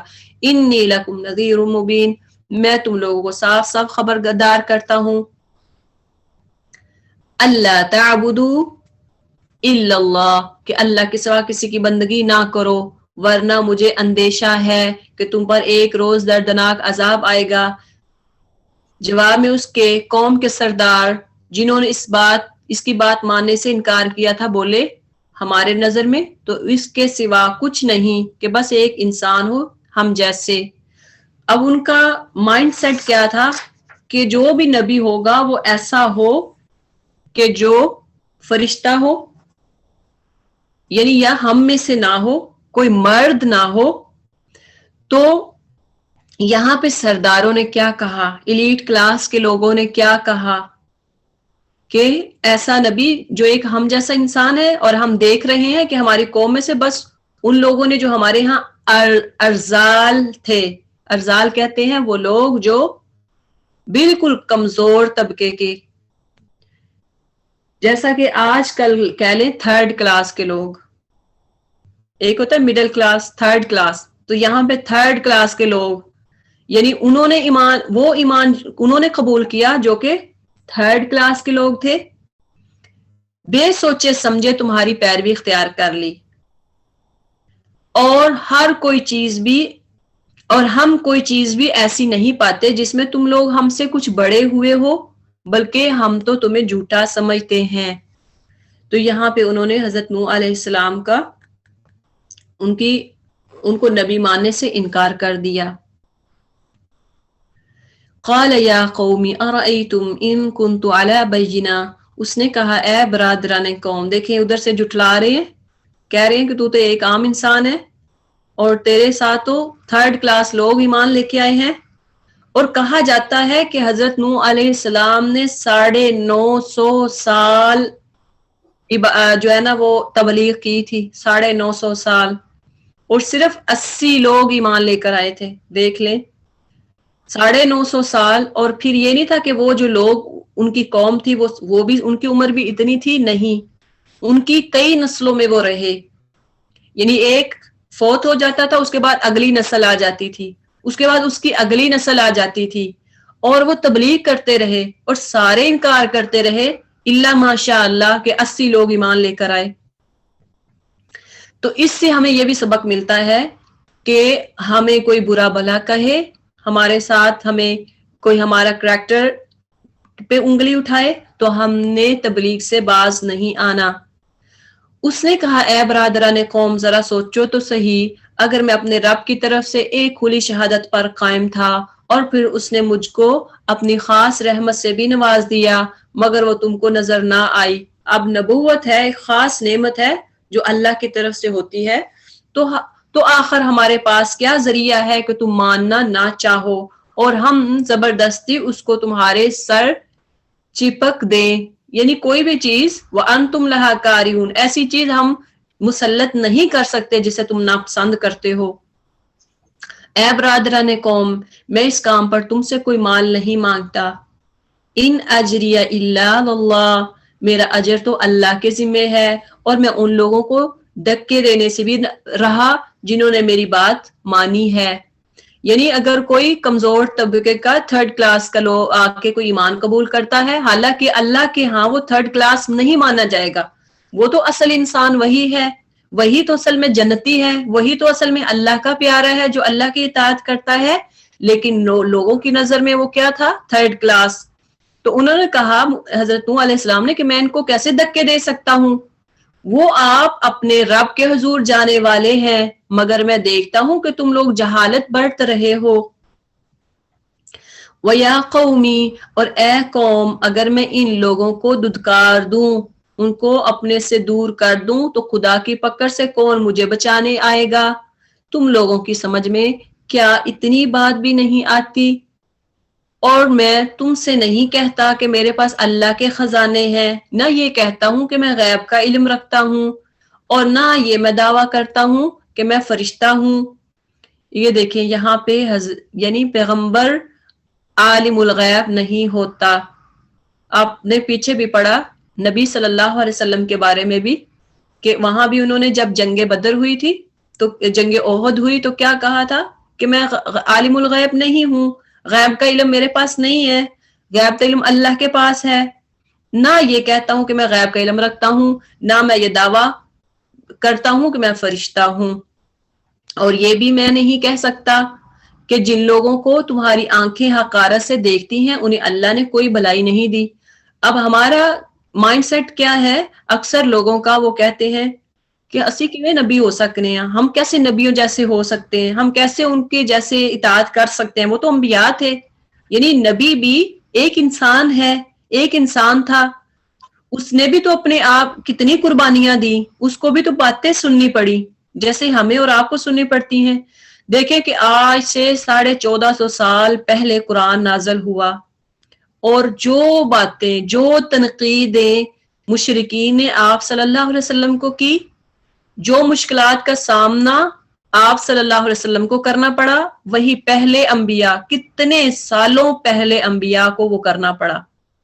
اور آج بھی دیکھ لیں 1450 سال گزر گئے، آج بھی اگر ہم کسی کو دین کی طرف بلائیں تو ایسے ہی ہمیں بھی فیسز کرنے پڑیں گے. کرتے ہیں ہمیں لوگ، یعنی ایسے لوگ باتیں کرنے والے ہوتے ہیں، حقارت کی نظر سے دیکھتے ہیں جو تبلیغ کرنے والے ہیں، ان لوگوں کو حقارت کی نظر سے دیکھتے ہیں جو فالوورز ہوتے ہیں، جو ان کی بات کو سننے والے ہوتے ہیں. انہیں اللہ نے کوئی بلائی نہیں دی ہوتی، ان کے نفس کا حال اللہ ہی بہتر جانتا ہے. اگر میں ایسا کہوں تو ظالم ہوں گا. تو یہ دیکھیں کہ قرآن، کچھ لوگ کہتے ہیں قرآن تو عمل کے لیے نہیں ہے، کیسے ہم عمل کر سکتے ہیں؟ تو ساری باتیں ایک نیچرل چیزیں ہیں کہ جو ہماری اور پہلی امتوں کے لیے، ہماری زندگی اور پہلی امتوں کی ایک جیسی تھی.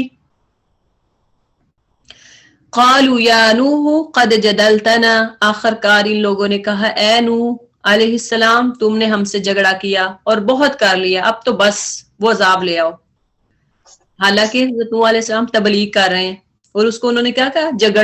جھگڑا تو خود کرتے ہیں، ان پر مذاق کرتے رہے، بس وہ عذاب لے آؤ جس کی تم ہمیں دھمکی دیتے ہو اگر سچے ہو. نوح علیہ السلام نے جواب دیا وہ تو اللہ ہی لائے گا اگر چاہے گا، اور تم اتنا بل بوتا نہیں رکھتے کہ اسے روک دو، یعنی تمہارے پاس اتنی طاقت نہیں ہے کہ تم اللہ کے عذاب کو روک سکو.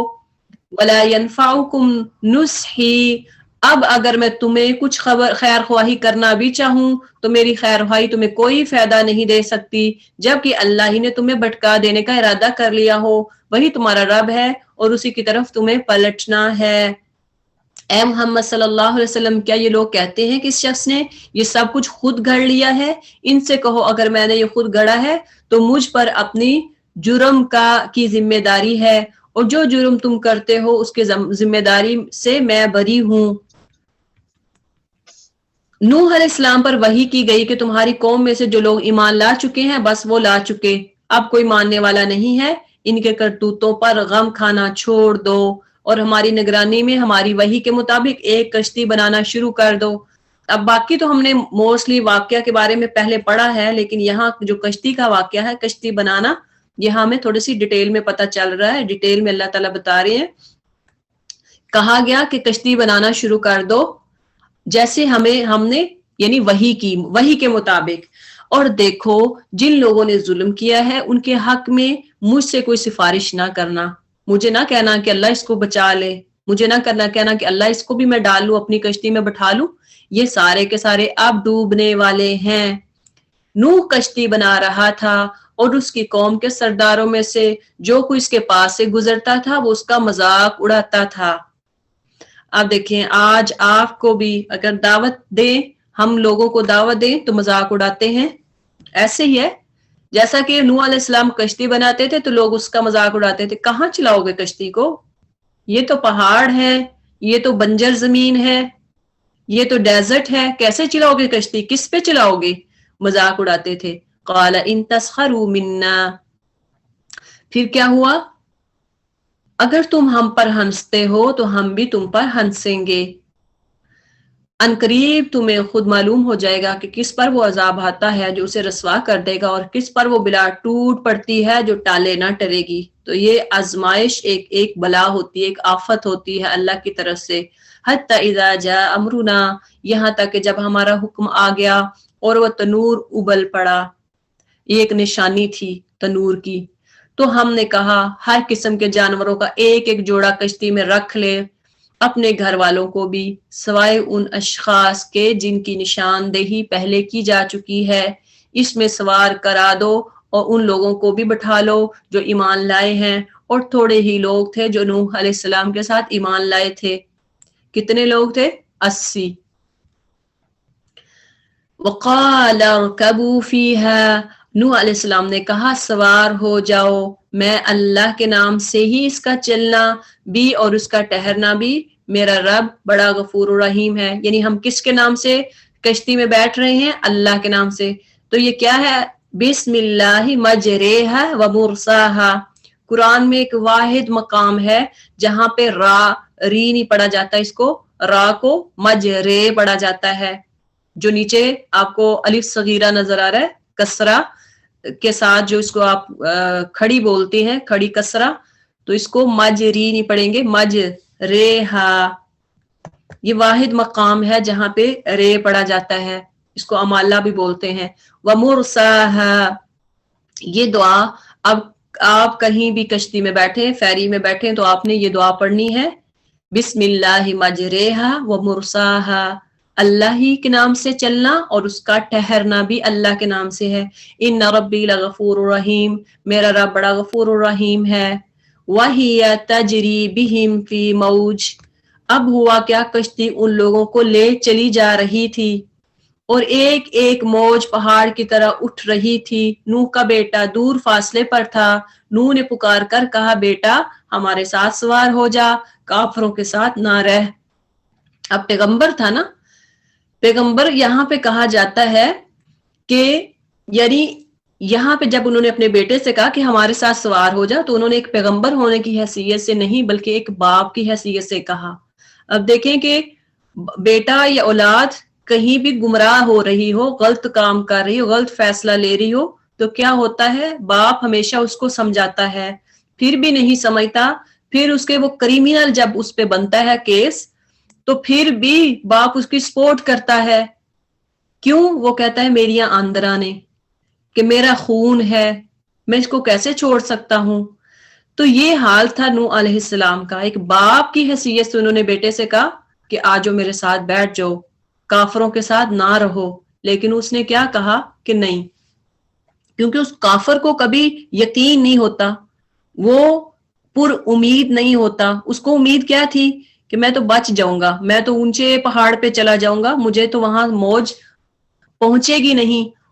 تو اب کیا ہوا، اب دیکھیں کہ اس کے ایک آپ اگر ایک اس کو لے کہ ایک طرف سے جب موجیں آ رہی ہوں گی، کبھی دائیں سے کبھی بائیں سے، پانی زمین سے اگل رہا اور آسمان سے بارش ہو رہی ہو، تو کیا ہوتا ہے، جیسے فلڈ آتا ہے نا زمین سے، اور پھر فلڈ تو چلو آتا ہے، لیکن زمین سے پانی کا نکلنا، جیسے چشمے پھوٹتے ہیں، تو ایک طرف سے چشمے پھوٹ رہے ہوں، زمین سے پانی اگل رہا، اور دوسری طرف سے آسمان سے اتنی تیز بارش ہو، موجیں پھوٹ رہی ہوں، اور پھر لوگ جب نوح علیہ السلام دیکھتے ہوں گے کہ لوگوں کو، کہ لوگ کیسے ان کا شور شرابہ، ان کی آوازیں، چیخو پکار، تو کیسا وہ حالات، کیسا وہ ماحول ہوگا. تو اس نے پلٹ کر جواب دیا، میں ابھی ایک پہاڑ پر چڑھا جاتا ہوں جو مجھے پانی سے بچا لے گا. نوح علیہ السلام نے کہا، آج کوئی چیز اللہ کے حکم سے بچانے والی نہیں ہے، کیونکہ نبی تھے نا، ان کو پتا تھا کہ جب اللہ کا عذاب آ جائے تو وہ ٹل نہیں سکتا. وحال بینہما الموج. ایک موج آئی، اتنے میں ایک موج دونوں کے درمیان حائل ہو گئی، اور وہ بھی ڈوبنے والوں میں شامل ہو گیا. کیا حالت ہوتی ہوگی اس باپ کی جس کے سامنے بیٹا اس کا ایکسیڈنٹ ہو جائے. اس کو تو ساری عمر نہیں بھولے گا وہ حالت، وہ سین. یعنی باپ کی گود میں اگر بیٹا دم توڑ جائے، بیٹی دم توڑ جائے، تو اس باپ کا کیا حال ہوگا. وقیل یا ارض. اور حکم ہوا، اے زمین اپنا سارا پانی نگل جا. اب جب سارے مشرکین تباہ ہو گئے، غرق ہو گئے، تو کیا ہوا، اللہ تعالیٰ نے حکم دیا زمین کو، اب سارا جو پانی نکالا تھا اس کو پی جا، نگل جا، اور اے آسمان رک جا، بس اب نہیں. اقلعی. آسمان بس کر جا. چنانچہ زمین میں بیٹھ گیا، فیصلہ چکا دیا گیا، کشتی جودی پر ٹک گئی.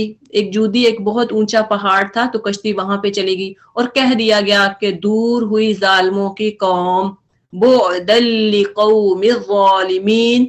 اتنی سپر پاور، یعنی کہا تھا نا املا سردار، تو وہ جو سردار بڑا گمان کرتے تھے، تکبر کرتے تھے، اللہ نے ان کو ڈسٹ بن میں پھینک دیا، غرق، تباہ و برباد کر دیا. یہ ہے حالت مشرکین کی. یہ ہے تمہارا اصل مقام۔ نوح نے اپنے رب کو پکارا، کہا اے رب میرا بیٹا میرے گھر والوں میں سے ہے اور تیرا وعدہ سچا ہے اور تو سب حاکموں سے بڑا اور بہتر حاکم ہے۔ یہاں بھی ایک باپ کا جو محبت ہے وہ جوش مار رہی ہے۔ قال یا نوح انہ لیس من اہلک، کیا جواب آیا اللہ کا؟ اے نوح وہ تیرے گھر والوں میں سے نہیں ہے، وہ تو ایک بگڑا ہوا کام ہے، یعنی ایک بگڑا ہوا انسان ہے، وہ تو عمل ہی نہیں کرتا، وہ تو تجھے تیری بات ہی نہیں سنتا، لہٰذا تو اس بات کے مجھ سے درخواست نہ کر جس کی حقیقت تو نہیں جانتا۔ یہاں پہ نوح علیہ السلام کو ڈانٹ پڑ گئی کہ تمہیں نہیں پتا، مجھے پتا ہے کہ یہ تو غیر صالح ہے، یہ تو نیک ہے ہی نہیں۔ میں تجھے نصیحت کرتا ہوں کہ اپنے آپ کو جاہلوں کی طرح نہ بنا لے۔ کتنی بڑی بات ہے اگر کسی کو کہا جائے کہ تو جاہل ہے، تو جاہلوں کی باتیں نہ کر۔ تو اللہ تعالیٰ بھی یہی نوح علیہ السلام سے یعنی ڈانٹ رہے ہیں کہ اپنے آپ کو جاہلوں کی طرح نہ بنا، باتیں نہ کر، میرے سے آرگومنٹ نہ کر۔ نوح نے فوراً عرض کیا، اب نوح علیہ السلام کو فوراً ایک نبی کی حیثیت سے کیا کہا، اے میرے رب میں تیری پناہ مانگتا ہوں اس سے کہ وہ چیز تجھ سے مانگوں جس کا مجھے علم نہیں ہے، اگر تو نے مجھے معاف نہ کیا اور رحم نہ فرمایا تو میں برباد ہو جاؤں گا۔ کیا دعا کی تھی؟ وَإِلَّا تَغْفِرْ لِي وَتَرْحَمْنِي أَكُن مِّنَ الْخَاسِرِينَ، خسارہ پانے والوں میں سے ہو جاؤں گا۔ قِيلَ يَا نُوحُ اهْبِطْ، کیا کہا گیا؟ حکم ہوا اے نوح اتر جا، ہماری طرف سے سلامتی اور برکتیں ہیں تجھ پر اور ان گروہوں پر جو تیرے ساتھ ہیں، اور کچھ گروہ ایسے بھی ہیں جن کو ہم کچھ مدت سمانے زندگی بخشیں گے، پھر انہیں ہماری طرف سے دردناک عذاب پہنچے گا۔ اب جب ایک لوگ جو تھے وہ قوم ختم ہو گئی، تو اب اس کے بعد جب جودی پہاڑ پر کشتی کو ٹھہرا دیا گیا تو کہا گیا اب یہاں سے اتر جائیں سلامتی کے ساتھ اور ساری برکتیں ہوں آپ پر اور ان گروہوں پر جو تیرے ساتھ ہے۔ کیا مطلب ہے کہ جو آپ کو فالو کرتا رہے گا، فالو کرے گا تو اس پر بھی اللہ کی رحمتیں برستی رہیں گی۔ لیکن اگر وہ گروہ انہی میں سے کوئی ایسا گروہ اٹھا جس نے پھر نافرمانی کی، پھر اس کے لیے دردناک ہوگا، عذاب ہوگا۔ تِلْکَ مِنْ أَنْبَاءِ الْغَیْبِ نُوحِیہَا إِلَیْکَ، یہ کیسے ہمیں پتہ چلا نوح علیہ السلام کا قصہ یا انبیاء کے قصص ہمیں کیسے پتہ چلتے ہیں؟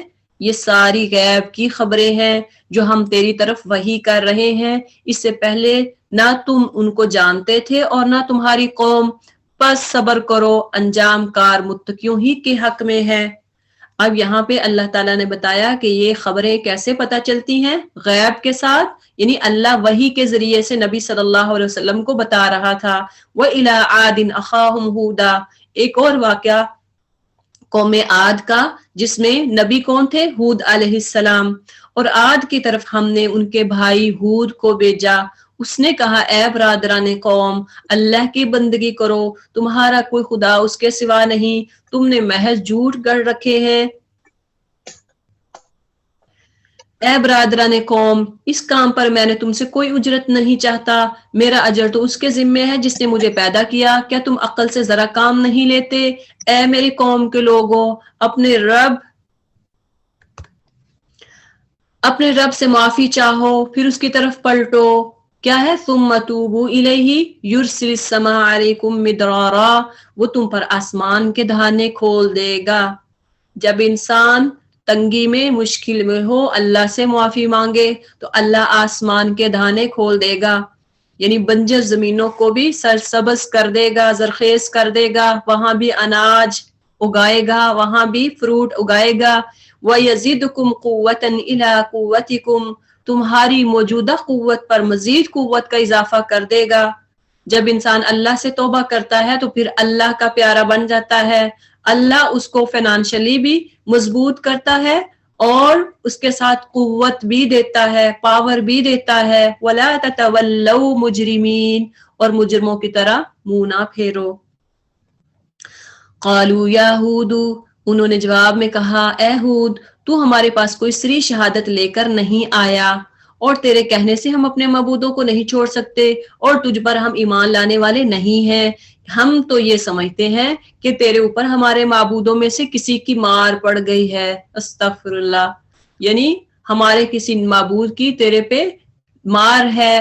ہود نے کہا میں اللہ کی شہادت پیش کرتا ہوں اور تم گواہ رہو کہ یہ جو اللہ کے سوا دوسروں کو تم نے خدائی میں شریک ٹھہرا رکھا ہے اس سے میں بیزار ہوں۔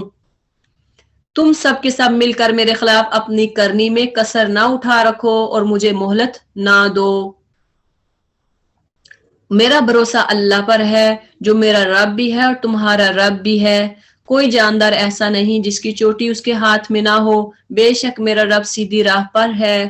اگر تم منہ پھیرتے ہو تو پھیر لو، جو پیغام دے کر میں تمہارے پاس بھیجا گیا تھا وہ میں تم کو پہنچا چکا ہوں۔ اب میرا رب تمہارا دوسری قوم کو اٹھائے گا، یعنی اب میرا رب کیا کرے گا، تمہیں اور دوسری قوم کو اٹھائے گا، ایک ایسی قوم تمہارے علاوہ لے کے آئے گا۔ وَلَا تَضُرُّونَهُ شَيْئًا، اور تم اس کا کچھ نہ بگاڑ سکو گے۔ یقیناً میرا رب ان ربی علی کل شیء حفیظ، میرا رب ہر چیز پر نگراں ہے۔ پھر جب ہمارا حکم آیا تو ہم نے اپنی رحمت سے ہود علیہ السلام کو اور ان لوگوں کو جو اس کے ساتھ ایمان لائے تھے نجات دے دی اور ایک سخت عذاب سے بچا لیا۔ ان کی قوم پہ بھی عذاب مسلط کر دیا گیا ان کی ہٹ درمیوں کی وجہ سے۔ وَإِلَىٰ ثَمُودَ أَخَاهُمْ صَالِحًا، تیسری قوم کا ذکر ہے، سمود کی طرف ہم نے ان کے بھائی صالح کو بھیجا۔ اس نے کہا اے میری قوم کے لوگوں، اب دیکھیں سب کا انداز بیان کیا ہے، قال یا قوم اعبدوا اللہ۔ اب ہمیں یہاں سے کیا پتا چلتا ہے کہ جب بھی کسی کو آپ تبلیغ کریں، جب بھی کسی کو آپ دین کی دعوت دیں تو سب سے پہلے اس کی عقیدے کے بارے میں، اس کے عقیدے کی درستگی کہ اللہ ایک ہے، کسی کو اور شریک نہیں ٹھہرانا اللہ کے ساتھ، اس کا کوئی اور ہمسر ساتھی نہیں ہے، کسی مزار کسی پہ جھکنا نہیں ہے، اللہ ہی دعاؤں کو قبول کرنے والا ہے، اللہ ہی التجاؤں کو سننے والا ہے۔ کیوں ہم کسی اور سے دعا کروائیں، کیوں ہم کسی اور سے کہیں کہ میرے لیے دعا کرنا، کیوں کسی مزار پہ جائیں، کسی کے آگے سجدہ ریز ہوں۔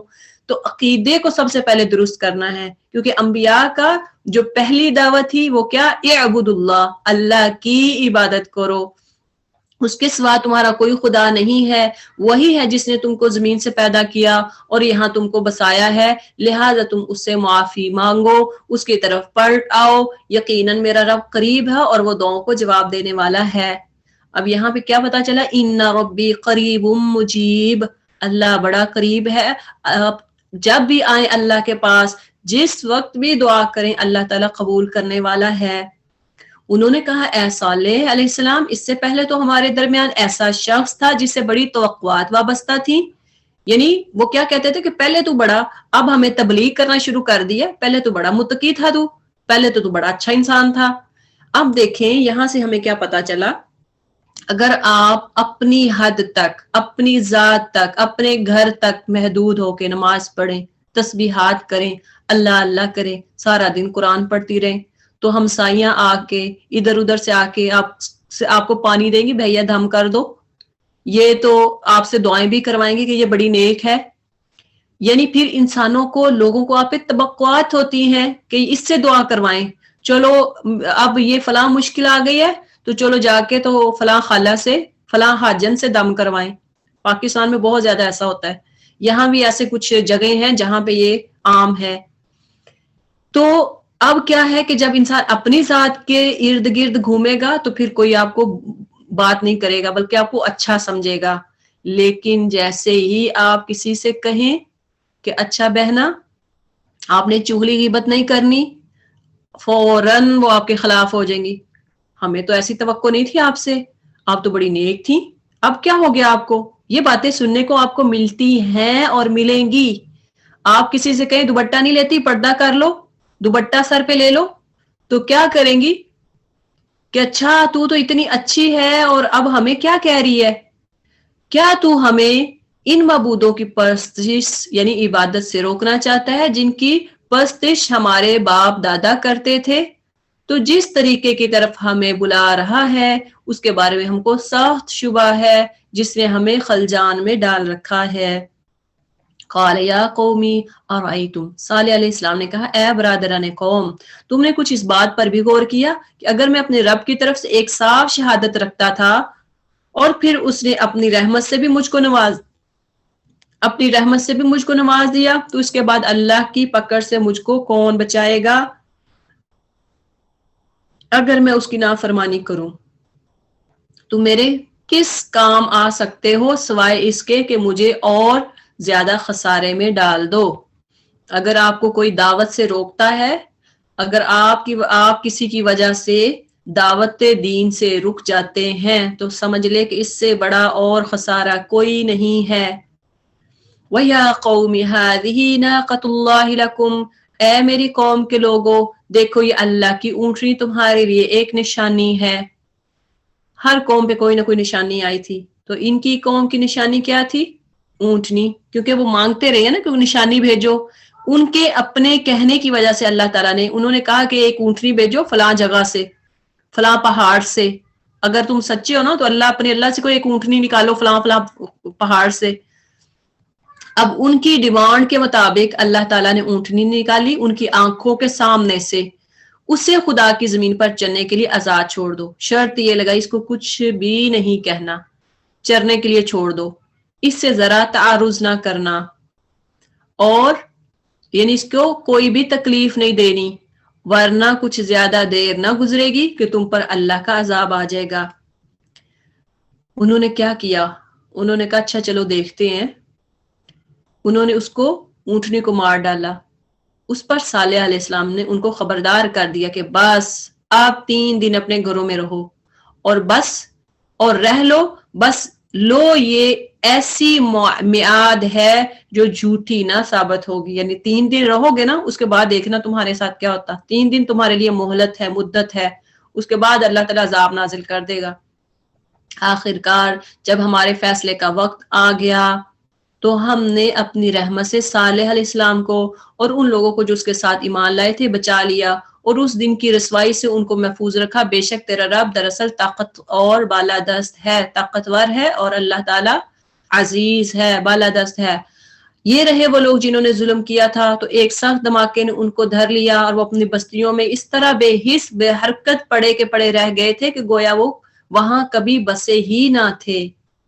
ایک سخت دھماکہ، آپ دیکھیں جیسے ابھی دھماکے ہوتے ہیں تو کیا ہوتا ہے، انسان بے حس زمین پہ پڑا ہوتا ہے، اس کی جسم کے پرخچے اڑے ہوتے ہیں، تو یہ حال تھا ان کے ساتھ، زمین پہ بے حس اور بے حرکت پڑے کے پڑے رہ گئے، گویا وہ وہاں کبھی بسے ہی نہ تھے۔ سنو سمود علیہ السلام نے اپنے رب سے کفر کیا، سنو سمود نے یعنی قوم سمود نے اپنے رب سے کفر کیا، سنو دور پھینک دیے گئے سمود، ان کو بھی اللہ نے دھتکار دیا، ایک ڈسٹ بن میں پھینک دیا۔ یہ ہے تمہاری سپر پاور۔ وَلَقَدْ جَاءَتْ رُسُلُنَا ابراہیم، اور دیکھو ابراہیم کے پاس ہمارے فرشتے خوشخبری لیے ہوئے پہنچے، کہا تم پر سلام ہو۔ ابراہیم نے جواب دیا تم پر بھی سلام ہو۔ پھر کچھ دیر نہ گزری کہ ابراہیم ایک بھنا ہوا بچڑا ان کی ضیافت کے لیے لے آیا۔ اب یہاں سے کیا ہمیں سبق ملتا ہے؟ ہمارے ہاں کوئی مہمان آئے تو اس کی ضیافت کرنی چاہیے، اس کی مہمان نوازی کرنی چاہیے، آپ کے پاس گھر میں جو اچھی چیز مہیا ہو وہ دیں۔ مگر جب دیکھا کہ ان کے ہاتھ کھانے پر نہیں پڑتے تو وہ ان سے مشتبہ ہو گیا اور دل میں ان سے خوف محسوس کرنے لگا۔ انہوں نے کہا ڈرو نہیں، ہم تو لوط علیہ السلام کی قوم کی طرف بھیجے گئے ہیں۔ اب اصل میں فرشتے کھاتے تو نہیں ہیں، لیکن وہاں پہ رواج تھا اس وقت کہ جب کسی کے گھر میں کوئی دشمن آتا تو وہ کھانا نہیں کھاتا تھا، تو اس لیے حضرت ابراہیم علیہ السلام کو پتا، ان کو محسوس ہوا کہ جیسے یہ تو میرے دشمن نہ ہو جو کھانا نہیں کھا رہے، تو اس وقت انہوں نے کہا نہیں ڈرو، لا تخف، ہم تو رسول ہیں، ہم تو فرشتے ہیں جو قوم لوط کی طرف بھیجے گئے ہیں۔ وَامْرَأَتُهُ قَائِمَةٌ، ابراہیم علیہ السلام کی بیوی بھی کھڑی ہوئی تھی، وہ سن کر ہنس دی۔ پھر ہم نے اس کو اسحاق کی اور اسحاق کے بعد یعقوب کی خوشخبری دے دی۔ یہ کون سی بیوی تھی؟ سارہ علیہ السلام، ان کے پاس اولاد نہیں تھی۔ قالت یا ویلتا، وہ بولی ہائے میری کم بختی، یعنی اب وہ بوڑھی ہو چکی تھی تو کہتی یہ کیسے ہو سکتا ہے، کیا میرے ہاں اولاد ہوگی جبکہ میں بوڑھی اب پھونس ہو گئی، اور یہ میرے میاں بھی بوڑھے ہو چکے، اور یہ تو بڑے عجیب بات ہے، کسی بوڑھے کے گھر میں اولاد ہو تو کیا ہوتا ہے، لوگ باتیں کرتے ہیں، لے بڈھی۔ اب اب بچے پیدا کر رہی ہے. فرشتوں نے کہا اللہ کے حکم پر تعجب کرتی ہو؟ اللہ کا حکم ہے ابراہیم کے گھر والوں تم لوگوں پر تو اللہ کی رحمت اور اس کی برکتیں ہیں. یعنی اولاد کیا ہوتی ہے؟ اللہ کی رحمت اور اس کی برکت ہوتی ہے، اور یقیناً اللہ نہایت قابل تعریف اور بڑی شان والا ہے. کیونکہ انبیاء کی اولاد میں سے آگے جیسے اب ابراہیم علیہ السلام کے بعد ان کا بیٹا یعقوب اسحاق علیہ السلام، اور اس سے آگے یعقوب علیہ السلام، تو یہ سارے انبیاء تھے، نبی تھے. فلما ذهب عن ابراہیم الروع، پھر جب ابراہیم کی گھبراہٹ دور ہو گئی اور اولاد کی بشارت سے اس کا دل خوش ہو گیا، تو اس نے قوم لوط کے معاملے میں ہم سے جھگڑا شروع کیا. آخر کار ہمارے فرشتوں نے ان سے کہا اے ابراہیم اس سے باز آ جاؤ، تمہارے رب کا حکم ہو چکا اور اب ان لوگوں پر وہ عذاب آ کر رہے گا جو کسی کے پھیرے نہیں پھر سکتا. اور جب ہمارے فرشتے لوط کے پاس پہنچے تو ان کی آمد سے وہ بہت گھبرایا اور دل تنگ ہوا اور کہنے لگا کہ آج بڑی مصیبت کا دن ہے. وَجَاءَهُ قَوْمُهُ يُهْرَعُونَ إِلَيْهِ، ان مہمانوں کا آنا تھا کہ اس قوم کے لوگ بے اختیار اس کے گھر کی طرف دوڑے پڑے، کیونکہ ان میں قوم لوط جو تھی اس میں کیا برائی تھی؟ ہومن سیکچولیٹی، وہ یعنی ہم جنس پرست تھے، مرد مردوں کے ساتھ، عورتیں عورتوں کے ساتھ. تو پہلے سے وہ ایسی ہی بدکاریوں کے خوگر تھے. لوط علیہ السلام نے ان سے کہا بھائیو یہ میری بیٹیاں موجود ہیں، یعنی اپنی قوم کے مردوں کو کیا کہا کہ میری بیٹیاں موجود ہیں. بیٹیوں کا مطلب یہ نہیں کہ ان کی حقیقی بیٹیاں تھی، مطلب کہ میری قوم کی بچیاں موجود ہیں، تم ان کے ساتھ شادیاں کرو بجائے کہ تم مردوں کے ساتھ کرتے پھرتے ہو، یہ تمہارے لیے پاکیزہ تر ہے. یعنی بیٹیاں جو ہیں یہ تمہارے لیے پاکیزہ تر ہیں. کچھ خدا کا خوف کرو اور میرے مہمانوں کے معاملے میں مجھے ذلیل نہ کرو. یہاں کیا پتا چلا کہ مہمانوں کے سامنے میں بدتمیزی کرنا، کیونکہ وہ تڑپ رہے تھے. انہوں نے جب دو حسین جمیل مردوں کو دیکھا، فرشتوں کو دیکھا، تو وہ تڑپ رہے تھے کہ ہم ان کے ساتھ بھی نعوذ باللہ وہ کام کریں. کیا تم میں کوئی بھلا آدمی نہیں؟ یہاں پہ لوط علیہ السلام ان کو ڈانٹ رہے ہیں کہ تم کچھ تو میری عزت کا خیال کرو، یہ میرے مہمان ہیں. انہوں نے جواب دیا تجھے تو معلوم ہی ہے کہ تیری بیٹیوں میں ہمیں کوئی حصہ نہیں ہے، اور تو یہ بھی جانتا ہے کہ ہم چاہتے کیا ہیں. یعنی ان کا اشارہ کس طرف تھا؟ ان دو فرشتوں کی طرف. لوط نے کہا کاش میرے پاس اتنی طاقت ہوتی کہ تمہیں سیدھا کر دیتا، یا کوئی مضبوط سہارا ہی ہوتا کہ اس کی پناہ لیتا. تب فرشتوں نے اسے کہا اے لوط علیہ السلام ہم تیرے رب کے بھیجے ہوئے فرشتے ہیں، گھبراؤ نہیں، یہ لوگ تیرا کچھ نہ بگاڑ سکیں گے، بس تو کچھ رات رہے اپنے اہل و عیال کو لے کر نکل جا. یعنی رات ہوتے ہی اپنے اہل و عیال کو لے کر یہاں سے چلا جا، اور دیکھو تم میں سے کوئی شخص پیچھے پلٹ کر نہ دیکھے. کیونکہ جب عذاب آتا ہے تو اگر انسان کوئی پیچھے پلٹ کر دیکھے گا تو ہو سکتا ہے اپنے اہل و عیال اس کے اپنے پیارے جب مر رہے ہوں گے. یہی حضرت لوط علیہ السلام یا انبیاء کے ساتھ خالی وہ اکیلے نہیں ہوتے تھے، بلکہ وہ جن کے فالوورز ہوتے وہ ساتھ ہوتے، اور اگر وہ اپنے ہی بچوں کو، اپنی ہی بیوی کو، اپنے ہی پیاروں کو دیکھیں گے تو ان کا دل مچلے گا کہ ہم بھی ان کے پاس چلے جائیں یا ہم ان کو بچائیں. تو اس لیے کہا کہ پیچھے نہیں دیکھنا، مگر تیری بیوی ساتھ نہیں جائے گی، کیونکہ اس پر بھی وہی کچھ گزرنے والا ہے جو ان لوگوں پر گزرنا ہے. ان کی تباہی کے لیے صبح کا وقت مقرر ہے، صبح ہوتے اب دیر ہی کتنی ہے، اس لیے یہاں سے ابھی سے ہی اپنی تیاری پکڑ لیں، اپنے جو فالوورز ہیں ان کو بھی ساتھ لے لیں. پھر جب ہمارے فیصلے کا وقت آ پہنچا تو ہم نے اس بستی کو تل پٹ کر دیا اور اس پر پکی مٹی کے پتھر تابڑ توڑ برسائے. اور ان پر کیا عذاب آیا تھا؟ ان کی قوم پر پتھر آسمان سے برسائے تھے، جن میں سے ہر پتھر تیرے رب کے ہاں نشان زدہ تھا. کہ کس بندے کو کون سا پتھر لگے گا، نام لکھا ہوا، نشان زدہ تھا. وما ہی من الظالمین ببعید، اور ظالموں سے یہ سزا کچھ دور نہیں ہے.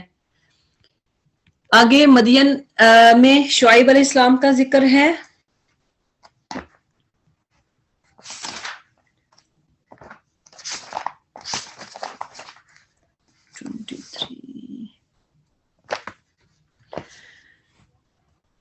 اور مدین والوں کی طرف ہم نے ان کے بھائی شعیب علیہ السلام کو بھیجا. اس نے کہا اے میری قوم کے لوگوں اللہ کی بندگی کرو, اس کے سوا تمہارا کوئی خدا نہیں ہے, اور ناپ تول میں کمی نہ کرو.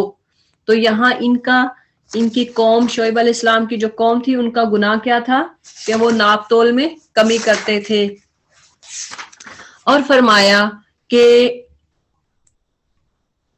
آج میں تم کو اچھے حال میں دیکھ رہا ہوں, مگر مجھے ڈر ہے کہ کل تم پر ایسا دن آئے گا جس کا عذاب سب کو گھیر لے گا. اور اے برادران قوم ٹھیک انصاف کے ساتھ پورا ناپو اور تولو, اور لوگوں کو ان کی چیزوں میں گھاٹا نہ دیا کرو, اور زمین میں فساد نہ برپا کرو. تو یہاں سے کیا پتا چلتا ہے کہ ناپ تولنے میں کمی بیشی نہیں کرنی چاہیے. آپ علیہ الصلوۃ والسلام نے کیا فرمایا؟ فمن غش فلیس منی, جس نے دھوکہ دیا وہ ہم میں سے نہیں ہے. ترازو کے نیچے اگر کوئی آپ کو ایسی چیز لگا لے کہ چیز جو آپ تولنے لگے تو وہ اس کا ویٹ کم ہو, دیکھنے والے کو لگے کہ یہ تو بھاری ہے, تو یہ کیا ہے؟ دھوکہ ہے. اچھی چیزیں اوپر ڈال دینا اور بری چیزیں نیچے ڈال دینا, اور جب کسی کو دیتے وقت آپ دیں تو بری چیز دیں, تو یہ کیا ہے؟ دھوکہ ہے. تو آپ صلی اللہ علیہ وسلم کا فرمان جس نے دھوکہ دیا وہ ہم میں سے نہیں ہے. اس لیے ناپ تول میں کمی یہ بہت بڑی برائی ہے. وَلَا تَعْثَوْا فِي الْأَرْضِ مُفْسِدِينَ, اور فساد کرنے اور نہ تم پھرو زمین میں فساد کرتے ہوئے. اللہ کی دی ہوئی بچت تمہارے لیے بہتر ہے اگر تم مومن ہو, اور بہرحال میں تمہارے اوپر کوئی نگراں کار نہیں ہوں. یعنی اللہ نے جو دیا جتنی بھی بچت آئے گی تو یہ تمہارے لیے بہتر ہے. کم کھا لو لیکن حلال کا کھا لو. برے طریقے سے کمایا ہوا مال اس میں برکت بھی نہیں ہوتی ہے.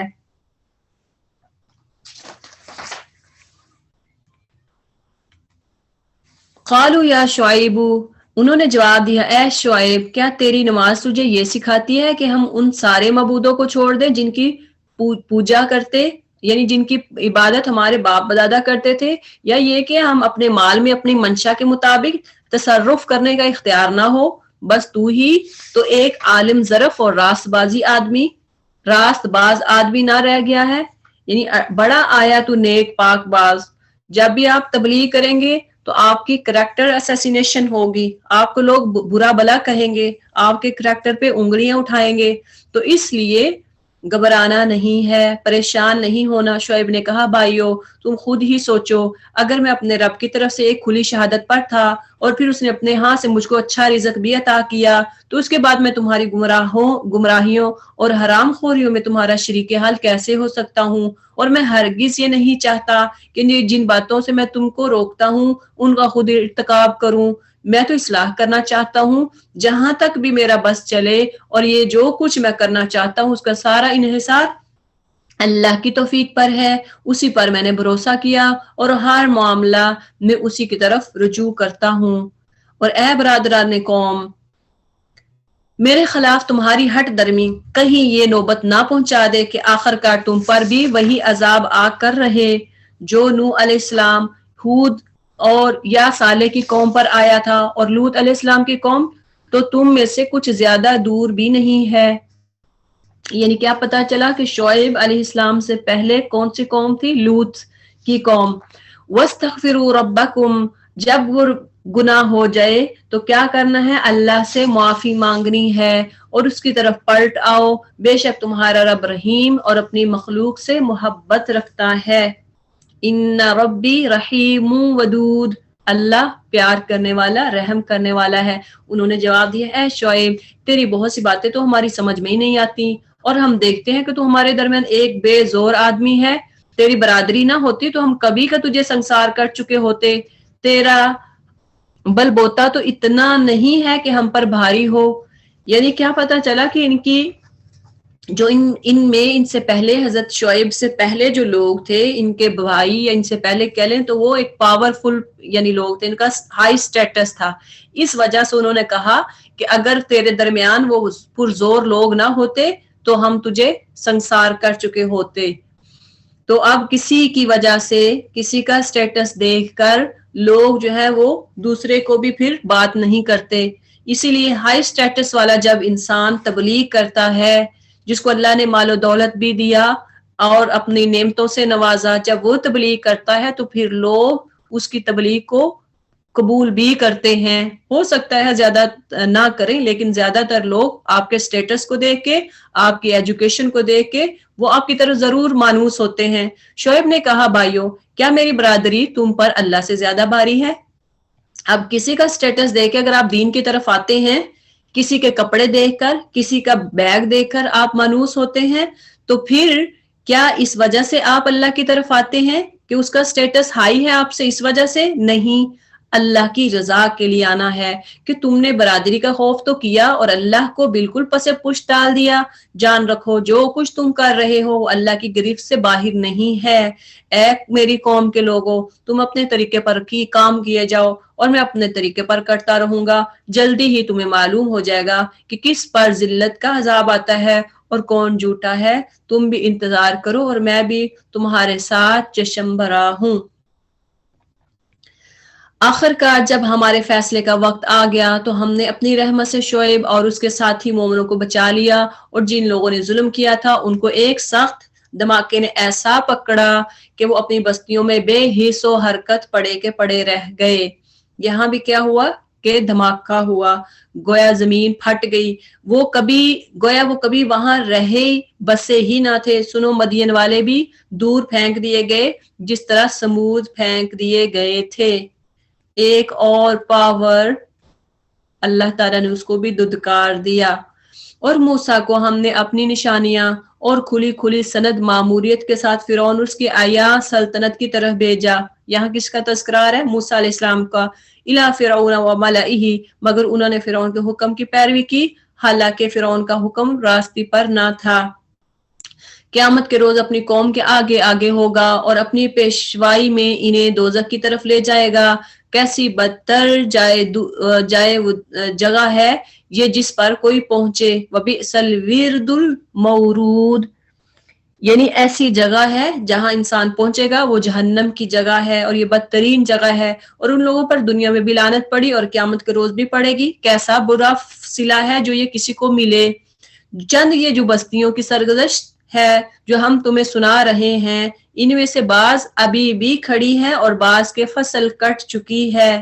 یعنی یہ بستیاں جو ہیں جن کا تذکرہ اللہ نے ہمیں بتایا، حضرت نوح علیہ السلام اور باقی انبیاء کا، ان میں کچھ بستیاں تو تباہ و برباد ہو گئی، ان کا نام و نشان ہی ختم ہو گیا، اور کچھ ایسی بستیاں ہیں جن کے نشان ابھی باقی ہیں. ہم نے ان پر ظلم نہیں کیا، انہوں نے آپ ہی اپنے اوپر ستم ڈھایا. اور جب اللہ کا حکم آ گیا تو ان کے معبود جنہیں وہ اللہ کو چھوڑ کر پکارا کرتے تھے ان کے کچھ کام نہ آ سکے، اور انہوں نے ہلاکت و بربادی کے سوا انہیں کچھ فائدہ نہ دیا. اور تیرا رب جب کسی ظالم بستی کو پکڑتا ہے تو اس کی پکڑ ایسی ہوتی ہے، پھر واقعی اس کی پکڑ بڑی سخت اور دردناک ہوتی ہے. حقیقت یہ ہے کہ اس میں ایک نشانی ہے ہر اس شخص کے لیے جو عذاب آخرت کا خوف ہے. جو عذاب آخرت کا خوف کرے وہ ایک دن ہوگا جس میں سب لوگ جمع ہوں گے، اور پھر جو کچھ بھی اس روز ہوگا سب کی آنکھوں کے سامنے ہوگا. حقیقت یہ ہے کہ اس میں ایک نشانی ہے ہر اس شخص کے لیے جو عذاب آخرت کا خوف کرے. وَمَا نُؤَخِّرُهُ إِلَّا لِأَجَلٍ مَعْدُودٍ، ہم اس کے لانے میں کچھ بہت زیادہ تاخیر نہیں کر رہے، بس ایک گنی چنی مدت اس کے لیے مقرر ہے.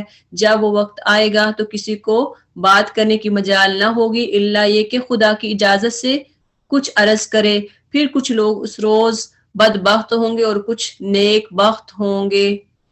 جو بدبخت ہوں گے وہ دوزخ میں جائیں گے جہاں گرمی اور پیاس کی شدت سے وہ ہانپیں گے اور پھٹکارے ماریں گے، اور اسی حالت میں وہ ہمیشہ رہیں گے جب تک کہ زمین و آسمان قائم ہیں، الا یہ کہ تیرا رب کچھ اور چاہے. بے شک تیرا رب پورا اختیار رکھتا ہے کہ جو چاہے کرے. وَأَمَّا الَّذِينَ سُعِدُوا، رہے وہ لوگ جو نیک بخت نکلیں گے تو وہ جنت میں جائیں گے اور وہاں ہمیشہ رہیں گے جب تک زمین و آسمان قائم ہے، الا یہ کہ تیرا رب کچھ اور چاہے. ایسی بخشش ان لوگوں کو ملے گی جس کا سلسلہ کبھی قطع نہیں ہوگا، کبھی نہیں ختم ہونے والا. فَلَا تَكُن فِي مِرْيَةٍ مِّمَّا يَعْبُدُ اے نبی صلی اللہ علیہ وسلم تو ان معبودوں کی طرف کسی شک میں نہ رہ جن کی یہ لوگ عبادت کر رہے ہیں، یہ تو بس لکیر کے فقیر بنے ہوئے ہیں، اسی طرح پوجا چاٹ کر کیے جا رہے ہیں جس طرح پہلے ان کے باپ دادا کرتے تھے، اور ہم ان کا حصہ نہیں انہیں بھرپور دیں گے بغیر اس کے کہ اس میں کچھ کاٹ کسر ہو، یعنی مشرکین کو ان کے شرک کی وجہ سے پورا پورا حصہ دیا جائے گا عذاب کا۔ وَلَقَدْ آتَيْنَا مُوسَى الْكِتَابَ، ہم اس سے پہلے موسیٰ کو بھی کتاب دے چکے اور اس کے بعد میں بھی اختلاف کیا گیا تھا، جس طرح آج اس کتاب کے بارے میں کیا جا رہا ہے جو تمہیں دی گئی ہے، یعنی قرآن کے بارے میں۔ اگر تیرے رب کی طرف سے ایک بات پہلے ہی طے نہ کر دی گئی ہوتی تو ان اختلاف کرنے والوں کے درمیان کبھی کا فیصلہ چکا دیا گیا ہوتا۔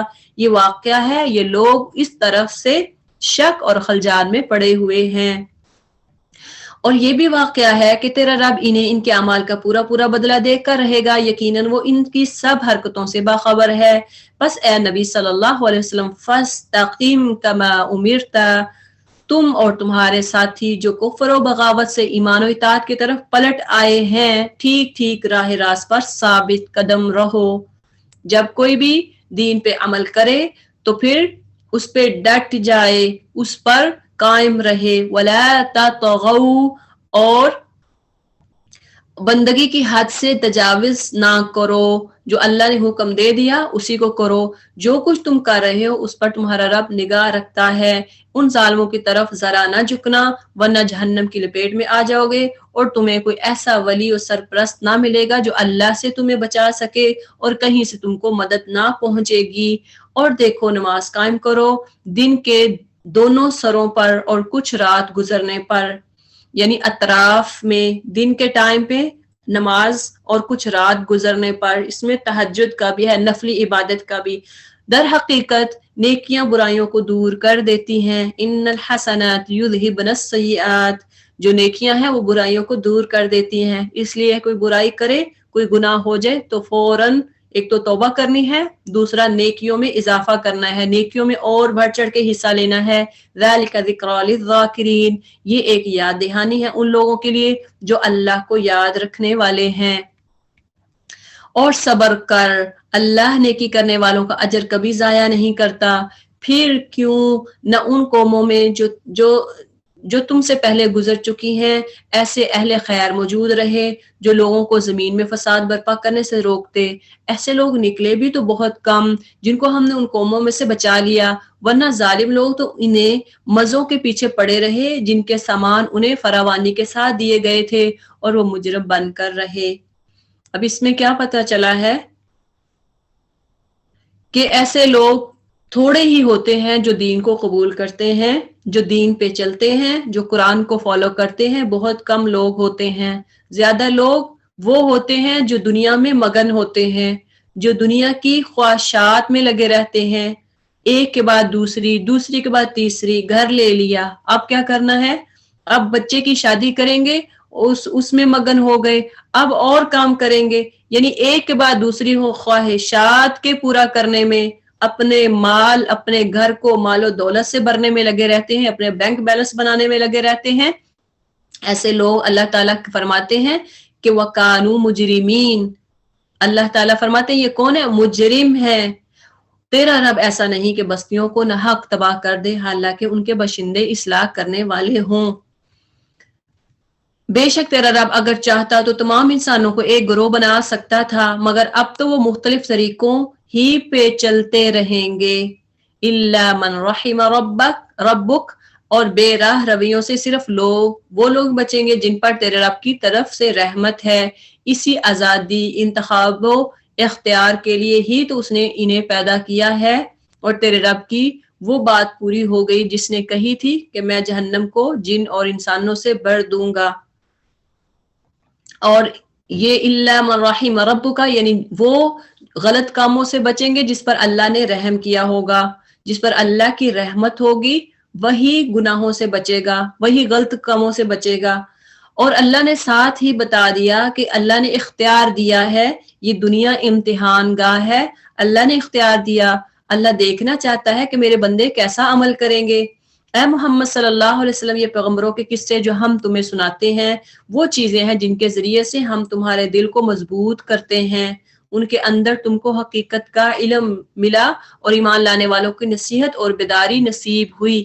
کیسے اللہ تعالیٰ مضبوط کرتا ہے نبی صلی اللہ علیہ وسلم کو؟ یہ قصے سنا کر کہ انبیاء آپ کے ساتھ اگر یہ برا سلوک کرتے ہیں، مشرکین مکہ آپ کی تبلیغ پہ مذاق کرتے ہیں، تالیاں بجاتے ہیں، آپ کی تبلیغ پہ یہ آپ کو تنگ کرتے ہیں، سزائیں دیتے ہیں، تو آپ برا محسوس نہ کریں۔